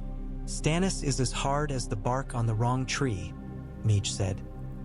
"He will not waste the North while there's ice to be measured. He is not a Southling." "Walder Frey is," Catelyn put in, and silence followed her words with interest. "And we made him promises. I will not fear him, but I will not provoke him pointlessly either. The twins stand yet. We shall cross them again. Let us do it with honor and not compel him to remember an insult when we next ask for his good graces." Roose Bolton lifted his eyes at last from his smiling candle. "The Reach is not with the Lannisters," he said. "The Vale is not with the Lannisters. The Dorne has sat on its hands so long that the nails are grown into the palm." His tone was mild as milk. "If the Baratheon holds the city, we may hold our lands for a season. A season is a useful thing." The crown sat on the table. Robb looked at it. He saw beyond the iron to what it bought. Graves, songs that turned men into something they had not been. The light in a hall when a trouble was taken off people's shoulders by a word they could respect. He picked it up with both hands and felt its weight. "We put it down at my father's feet," he said, his voice steadying as he spoke. "We do it with our heads up and our swords sharp. If he bids us bleed before we put it down, we bleed. If he bids us hold it a while longer so that it may be set upon a steadier head at a steadier time, we hold it. But when we bend the knee, we do not crawl. We remember who we are. That was done as well." Word went like a cold wind across the neck of the world. The king in the north would bring his crown to the new kingsman and ask him to keep it safe for winter's length. It did not sound like surrender when told that way. It sounded like a pact between stones. In the capital, letters arrived carried by a man with mud up his legs to the knee and a wary manner. Ned read the first, then the second, then set both down with care. "He will meet me," he said to Stannis, "at the twins." Stannis' mouth bent, not toward a smile but toward something like surprise made cautious. "Go," he said. "Take the white sword, take ships up to Salt Pans and ride from there. Take coin, not banners. He tapped the table with one finger. We do not make a show of a king of the north kneeling in my city before other kings can make trouble of it. Wise, Varys breathed, as if tasting a new spice. Prudent, Stannis corrected and waved the matter away. Dorne moved when men were looking north and west. A litter carried on the shoulders of men as smooth and brown as figs that had seen many summers was seen between shadow and sun. And the man who descended from it in the outer court moved like a knife being drawn very, very slowly so that no one would see its glint until it was too late to move. Oberyn Martell held out his hand to be kissed by no one and kissed no one else's, and then inclined his head to Ned Stark as one warrior to another whose weapon he had not yet measured. "The king is my brother's concern," he said, as if greeting a neighbor on a mild evening. "The queen was mine." There was no anger in the sentence. There was heat in him that never cooled entirely. "We will see justice done for Elia," Ned said, and meant each word so exactly that the air around it grew sharper. "Not theater. Justice." Oberyn's mouth curved. "Is there a difference in this city?" "There will be," Ned answered. "Gregor Clegane will be brought in chains or on a pyre. Ser Amory, those who served them. The hand of the king once sent men to do this. They became a brotherhood because crowns preferred to talk about other things.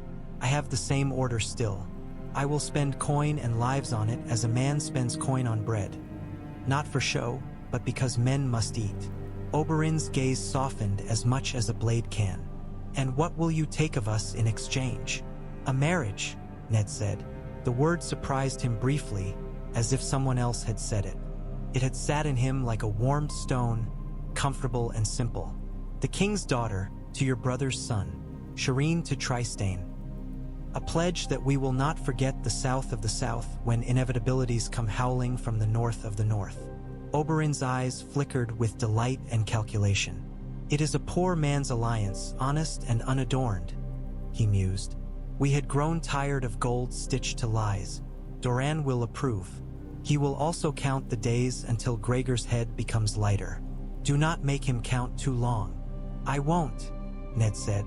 Oberyn smiled. A bright, dangerous thing, and made himself comfortable in King's Landing as if he had built it, walking its narrow streets with a guard of two and a confidence that was a dare. Men looked and then looked away. Women looked and did not. He sparred twice with Selmy in the yard and came away bruised and grinning and more respectful than before. He watched Melisandre pass with her red falling and murmured something in his own tongue that made his squire laugh and make a sign with his fingers against a witch's mischief. "Will you make a temple?" Oberyn asked Ned one evening, when the light made the river into a strip of hammered copper. "Your red woman wants altars." "I will make a city," Ned said. "Altars come or go with whatever god a man thinks will save him that week." He did not say he trusted the old gods and their trees, even the stone one here. He had learned which secrets a city needed you to keep. He left downriver on a fog-drawn morning, with Selmy and a guard of a dozen. Davos seeing him off with the practical affection of a man who prefers ships to men and yet recognizes when a man is the best thing a ship could carry. They slid along a gray world until the masts made black strokes across lighter sky, and then came out into truer water where gulls screamed like gossip and the smell of rot gave way to honest kelp and the stink of seal. At salt pans they changed water for road and took horse. Ned rode with his scar turned to the wind, as if the thin silver line could taste the air ahead and tell him whether winter lay in it. The twins rose from fog and mud as always. Ugly, inconvenient, useful. The phrase came out to count and to be counted, and old Walder for why, in his chair like a spider's husk, watched Ned Stark's approach with eyes that had weighed too many men too long. He had expected to dislike the old man more than he did, but when a man's vanity shone this bright, it had the odd effect of making his wickedness small, like a child's thefts that had never grown into murders because opportunity had not married malice at the right hour. Robb stood beneath banners that had dried hard from a rain and looked very much like a man, which is the surest sign a boy is doing it right. They embraced as northerners do, not as ceremony, but to feel for themselves that the other is there and warm. Catelyn held herself with care, as if trying not to cry would make her legs stand straighter. The river ran dull and steady under the bridge where men had once been denied and had turned their fury into promises. They met in a hall that stank of smoke and meat and fry perfume. Ned set the crown on the table in front of his king and his son and said simply, "Here is a thing that belongs to a man who is willing to carry it without thinking who sees him doing it." Robb rested both hands on the iron then and pushed it toward Ned, and lowered himself to one knee like a man laying down a burden without shame. "The North remembers," Robb said. "We remember where loyalty goes and where it breaks. The Starks are no good at breaking." Walder Frey's mouth pinched with the sour pleasure of seeing others do public things with dignity he would never understand. "Pretty words," he hissed, just to have said something. Ned turned his head. "I will keep your bridge, Lord Frey," he said evenly. "I will keep it in repair out of the king's purse, and I will see that your tolls are kept honest. I will also see that they are counted by a man who can count." Walder barked a laugh that became a cough. "And the girl?" he demanded, because pettiness must be fed its portion. "You promised a girl." "You had your promises duly made," Catelyn said before Ned could. "They stand. My son keeps his word." She let the sentence hang. She did not say to whom or which child. Walder snorted and let himself be content. For now, with the knowledge that in his hall others had bent before him. Men like that count moments like coins. They are always poorer than they think. That night, father and son walked the western parapet under a sky washed clean. "King Stannis," Robb said, making a face as if the name were a sour apple. "He is fair. He is hard. He will not be loved by the men who want to be told why they were right to be fools. He will be loved by their children if we do our work," Ned said. "Children love bread that is there and fear doors that do not open. He will keep the doors opening if we push from the other side." Robb looked sideways at him. "Do you ever wish you had cut first and asked the law to follow?" He touched the scar with a glance carefully, as if not to wound where healing had found its path. "I did cut first," Ned said, and was surprised to hear a wryness in himself he had not meant to let loose. "I asked only that the cut be clean." They spoke then of Tywin and his patience, of the Vale's hesitations, of the Ironborn's appetites and whether sealing the moat tight would starve them of sport. They spoke of Arya, who had proved impossible to keep north for long. She had ridden with Yoren to the first in that smelled honestly of beer and trouble, and then slipped away to chase an idea. Ned pretended to be angry when Catelyn told him. Catelyn pretended to believe him, to keep him from feeling the sudden breeze of loneliness that a man feels when his daughter grows faster than his fear. "Let her go," Catelyn had said then. "She will find her own hilt. She will not break it. She has our stubbornness. May the old gods be patient with her." "They are patient with stubborn things," Ned had answered. "Everyone else is not." On the second day of councils at the Twins, Ser Kevin Lannister arrived under a flag of parley, the manner of a man who wishes to spend as little of his house's coin of pride as possible.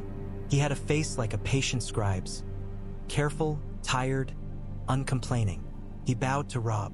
He bowed to Ned. He bowed to Walder just enough that the old man's eyes gleamed. "The Lord of Casterly Rock proposes a cessation," Kevin said. "No man breathes a word of surrender. No man stabs this word in the back. We draw lines and hold them until the snows come and mute all this madness. You hold the north and riverlands. We hold the west. We exchange prisoners of like rank on terms that do not humble either man. No taxes flow to the capital from Lannisport this year. No forays sally forth from Seaguard or the Golden Tooth. We bar the Ironborn with ships and appointments if we must. This is the offer." "And what do you ask in return?" Robb asked, with a courtesy that had learned itself. "Jaime," Kevin said, as if there were nothing else in the world. There were 1,000 else, but he knew the weight that mattered. "You have him. We have your lesser captains, worth much in Waterford and little in halls where songs are made." "And the men who butchered a princess of Dorne and her children?" Ned asked softly. "Do you ask me to forget them with you?" His voice turned to iron. "No, they come east in chains or as heads. There will be no peace until that is done. The head of Gregor, the head of Amory, the head of those who bore their orders. Send me the mountain and his apprentices, and we will count the rest as coin the gods may sort at leisure. Kevin breathed through his nose. My brother will not send you our strongest arm to cut. Then keep your arm, Caitlin said, but do not reach with it. She stepped forward, river smooth, and let him see, for a heartbeat, the mother whose daughters had straddled boats and horses in fear. It shook him more than armor ever could.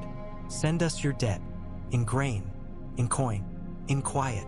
Kevin looked down, then up, then at the table where Rob's crown sat as if it had found comfort there. He will not like it, he said. He will do it. He lifted a hand before anyone could feel triumph.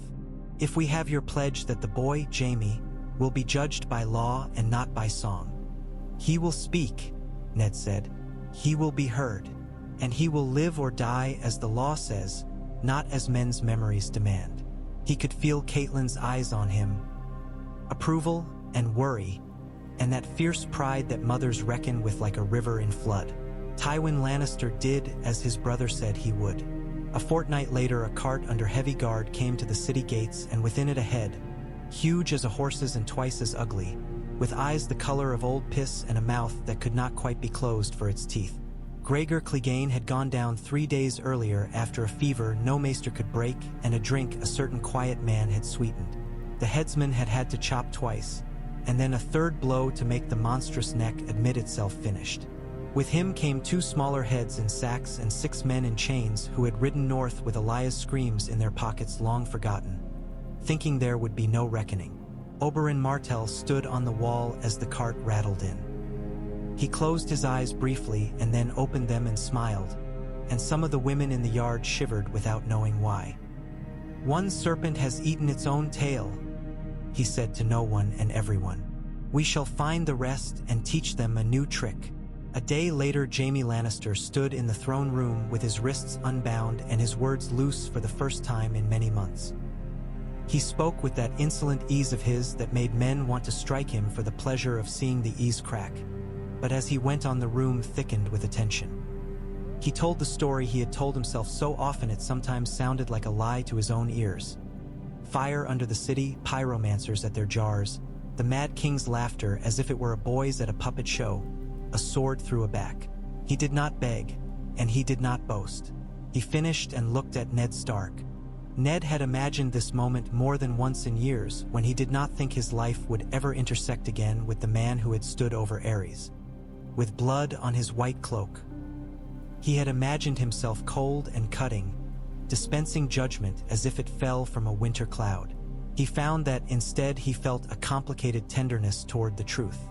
It was murder, he said. It was also the saving of a city. The law is not a blindfold. It is a lens. He let the room breathe. Sir Jaime Lannister, he said then, you will return to your father's seat under parole, giving your honor in pledge that you will not lift sword or word against the crown for 1 year and 1 day. If you break that, your life is forfeit and your father's with it.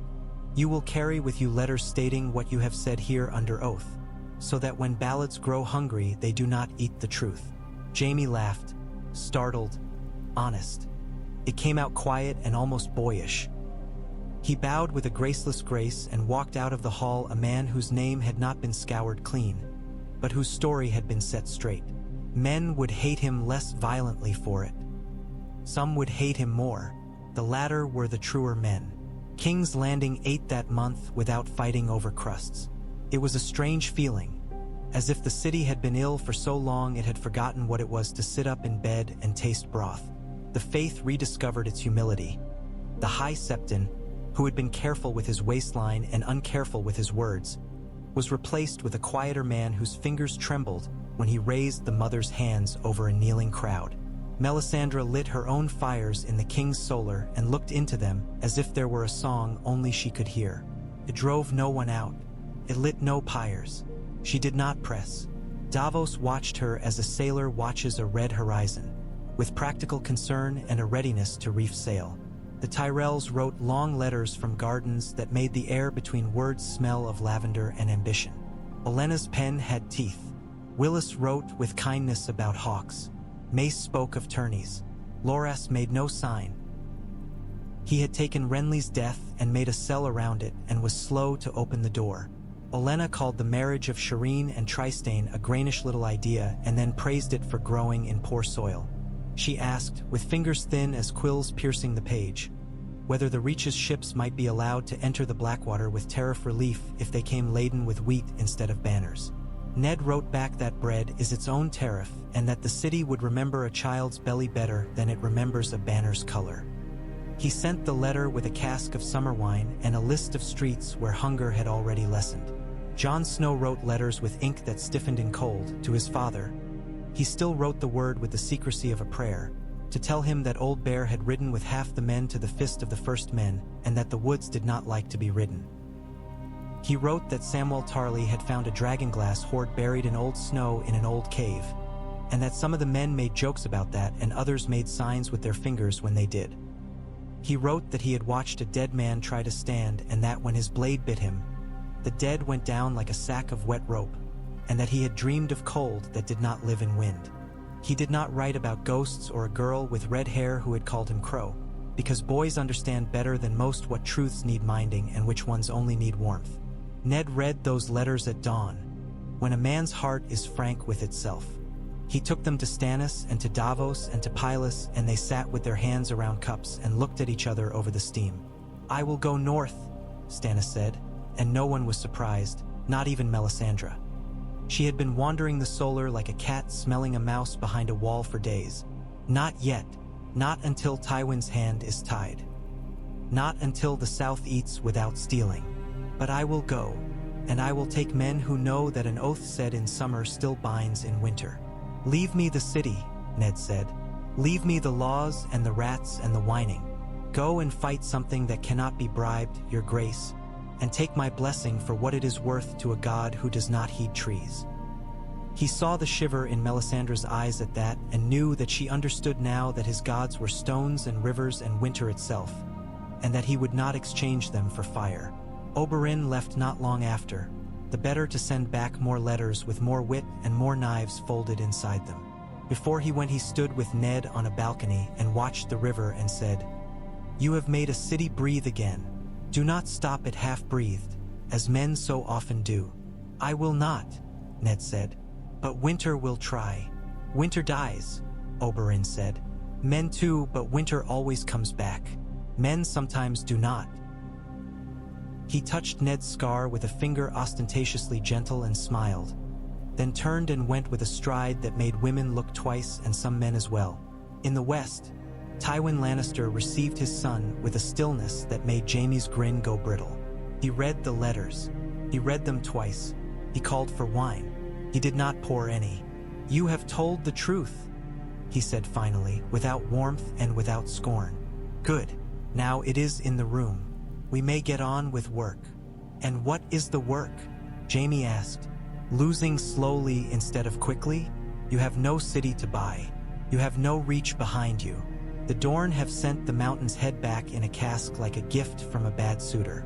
The spider whispers in another's ear. The boy is at the wall, swinging a wooden sword and weeping at night. What is left to you?" "Bride." He made the word a jest and not a jest. Tywin looked at his son with something like grief and something like recognition, which in the old man was as good as affection. "Work is what you do when you have lost the game that loud men care about," he said. "You make sure there is grain. You make sure there are walls. You teach men to measure themselves again by something other than the size of their songs. We will hold the West. We will hold it long enough that when winter comes and then goes, the West will be rich again, and we will count our coin. That is what lions do when hunters win a season." He drank then, finally, and let the wine burn his mouth so that he would not soften his words with it. Jaime laughed. He could not help himself. "Then I will work," he said, and thought privately that he might, at last, learn what it was to be something other than the thing men called him. Sansa Stark saw snow for the second time in her life on the road into White Harbor. The first flakes struck her lashes like small birds and died there. Then the air was full of drifting ash white, slower than rain, less insistent than grief. Ser Barristan sat his horse beside her with the ease of a man born to it, and looked like a painting of a night in winter if such paintings were honest about age. He had told her stories at night when the road was long. Not of victory, but of patience, and he had shown her how to sit when speaking to lords so that one looked like one's mother and not like a frightened cat. He taught her how to put a question inside a compliment. He told her how to hold her temper until she could bite with it. Lord Wyman Manderley met them with a belly like a fort and a smile like a harbor under good weather. He knelt and kissed Sansa's hand and called her Little Queen of Courtesy, and then called for bread with butter and a roast so large Arya would have made a face at it and laughed anyhow. He promised ships for the king and grain for the city and a listening ear for any song she wished to sing, and Sansa found that she could sing again without crying in the middle of a line. She sang of winter for the sailors and of the mother for the mothers and of wolves for herself. And when she finished, Lord Wyman wept into his mustache and said no one must ever say the North knew nothing of grace. Arya chased her own story south and west and into the river again. She found the Brotherhood without banners in a thicket of washed stones where the trident split itself without anyone asking it to. And she watched a man with a patch over one eye light a sword as if such things were ordinary. "You don't need the fire," she told him after, when the smell of singed hair had left and the singing had begun. "You need a sharp edge and a good stance." Beric Dondarrion smiled, and the smile had more sadness in it than his one eye did. "We need whatever we can beg, steal, or borrow," he said. "Fire, steel, bread, songs. Justice most of all. Your father sent us out once to do it. We have done it badly and well. Will you give us your sword, little wolf?" "It's a needle," Arya said, "but I'll use it like a sword if someone needs it." She stayed 3 nights and learned a song that turned in on itself like a snake, and then left before dawn because she had woken in the dark with her heart beating so hard it hurt, and she knew that staying would turn her into something she did not want to be under the trees. Gendry watched her go with his bear's patience and shook his head once and went back to hammering at an old breastplate whose dents would not admit repair. When the first real cold came down like a bell and made the city's breath visible, Stannis Baratheon set his house in order to go north. He did not go with a caravan of saints. He did not go with trumpets. He left in the dark hour before dawn when men's courage is grimmer, with 3,000 hard sauls that made hardly a sound in the streets and a train of carts that were made to look like merchants until a man drew near enough to smell the tallow and salt. Davos went with him, not because he loved snow but because there are some voyages you must not let a man make alone. Melisandre went because her god had found a new love, wild cold, where fire makes the most sense. She and Ned passed like cats in the solar in the hours before the march. "We will save your boy," she said mildly. "The one beyond your walls." Ned looked at her until his breath slowed. "They will save themselves," he said. "Or they won't. We are only men." "Some men are more than men," she murmured. "And some are less," he said, which amused her for reasons that made his neck itch. They went. The city woke to the news with relief and with fear in equal measure. A king had left, which means a city can speak more easily and also must be more careful. Ned stood higher in the chair of law and lower in his own judgment of himself. He hired carpenters and made them into something like a guild and told them they were a court and they must not kick widows. He made fishwives swear with their hands on river water rather than on dry wood, which pleased them in ways men had not expected. He sat with the new High Septon and with the old alchemist and with the new commander of the city watch, a hard sober man who had once run a counting house for a Lyseni and knew how to make numbers cry. He dismissed Janos Slint to a small boat pointed north with a letter for the Lord Commander and a purse of coin that covered the cost of boatmen. "He's a little man," he told Davos, who looked pleased to have missed the moment. "And little men do not deserve big deaths, lest they get above themselves even in dying." He dreamed sometimes of a weirwood he had never seen. Carved face half erased by old rain, mouth cracked and stained by sap that looked like blood. In the dream, he pressed his hand to the bark and felt no warmth at all, and took comfort from that. The winter town around Winterfell sprouted breath and fires. Bran Stark sat beneath leaves that refused to fall and listened to old Nan tell a story older than even her bones and worry the truth of it with a boy's teeth until it bled the way a story should. Rickon chased shaggy dogs and shouted and fell and stood and shouted again. Maester Luwin wrote small letters with neat flourishes and sent them with ravens whose wing beats sounded like a sewing room where women mend cloaks.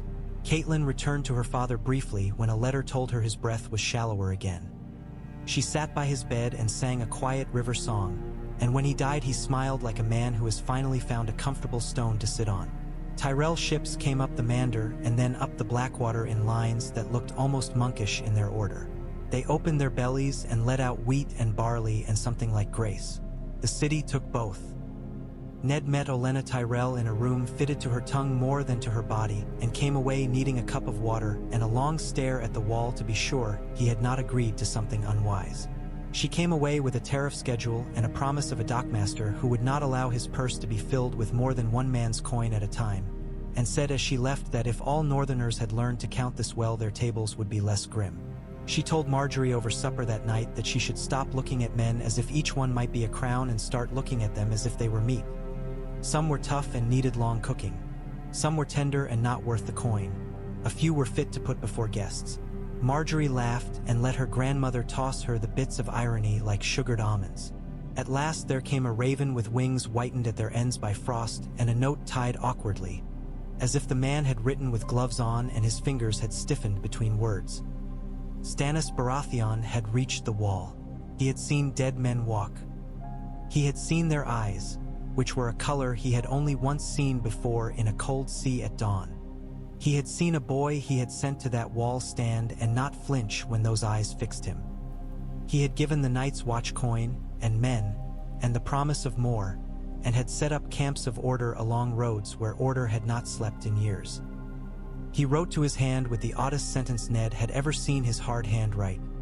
"We are all too small, but we may all fit together if the cold is big enough."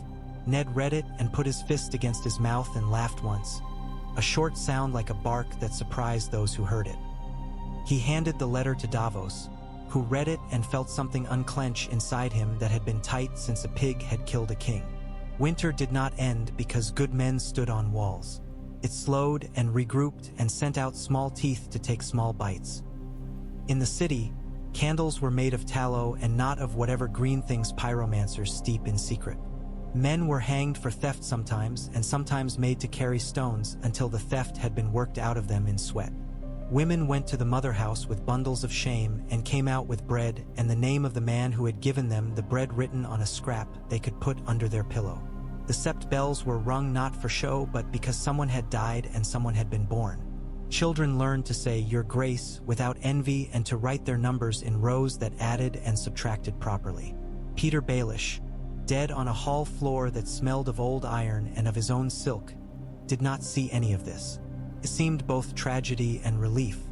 His ghost, if it walked, would have been most unhappy with a city that had fewer secrets to sell and more honest ledgers to read. By spring's first thin rumor, snow turning to slush in the alleys by the fish market, a faint scent of wet earth behind the salt, Ned Stark dreamed again of the weirwood. In this dream, the face opened its eyes like a man who has been asleep a long time and is annoyed to have been woken just at the good part. Ned did not speak. He laid his hand on the bark. He felt nothing. The nothing steadied him. He woke and took his pen and wrote to his king. "Come when you can. I will keep this beating until you hear it and come to see for yourself that the heart still works." On the high road out of the city, a big man with a dog's face and a horse that disliked him equally sniffed the air for smoke and for girls' laughter and for the sound of coins in other men's purses. He found all three in a small village where the trees kept their shape against wind and the innkeeper's daughter had eyes that knew too much about fire. He did not stay. He did not stop putting out small fires where he found them either. Some men are good for nothing else, and the realm needs such men. He told himself that as he rode, and sometimes he believed it enough to sleep. Across the sea, a girl with silver hair stood in a city that called itself the center of the world and smelted lies into art. She held 3 small dragons that were bigger than yesterday and listened to men call her mother with hunger in their tone.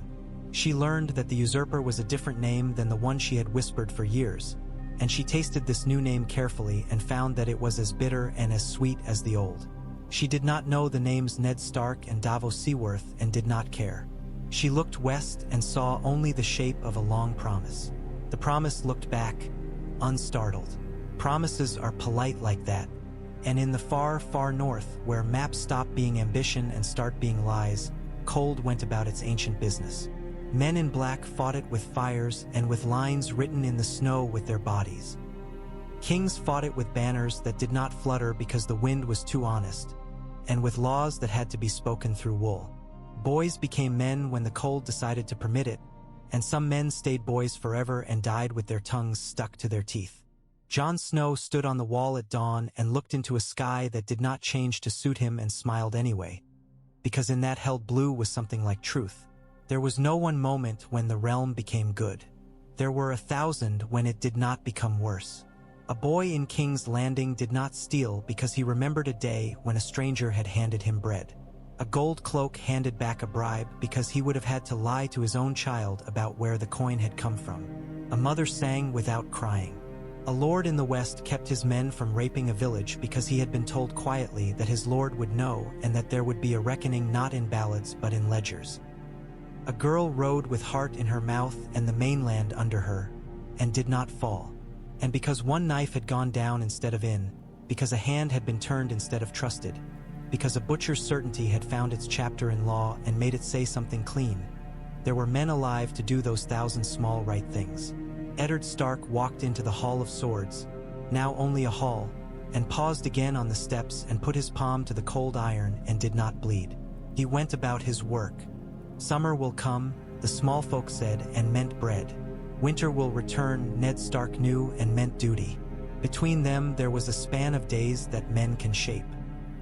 He set his shoulders to that work as any good mason would, stone on stone, none of them perfect, all of them necessary, while the great weather gathered and spent itself and the realm breathed, then breathed again.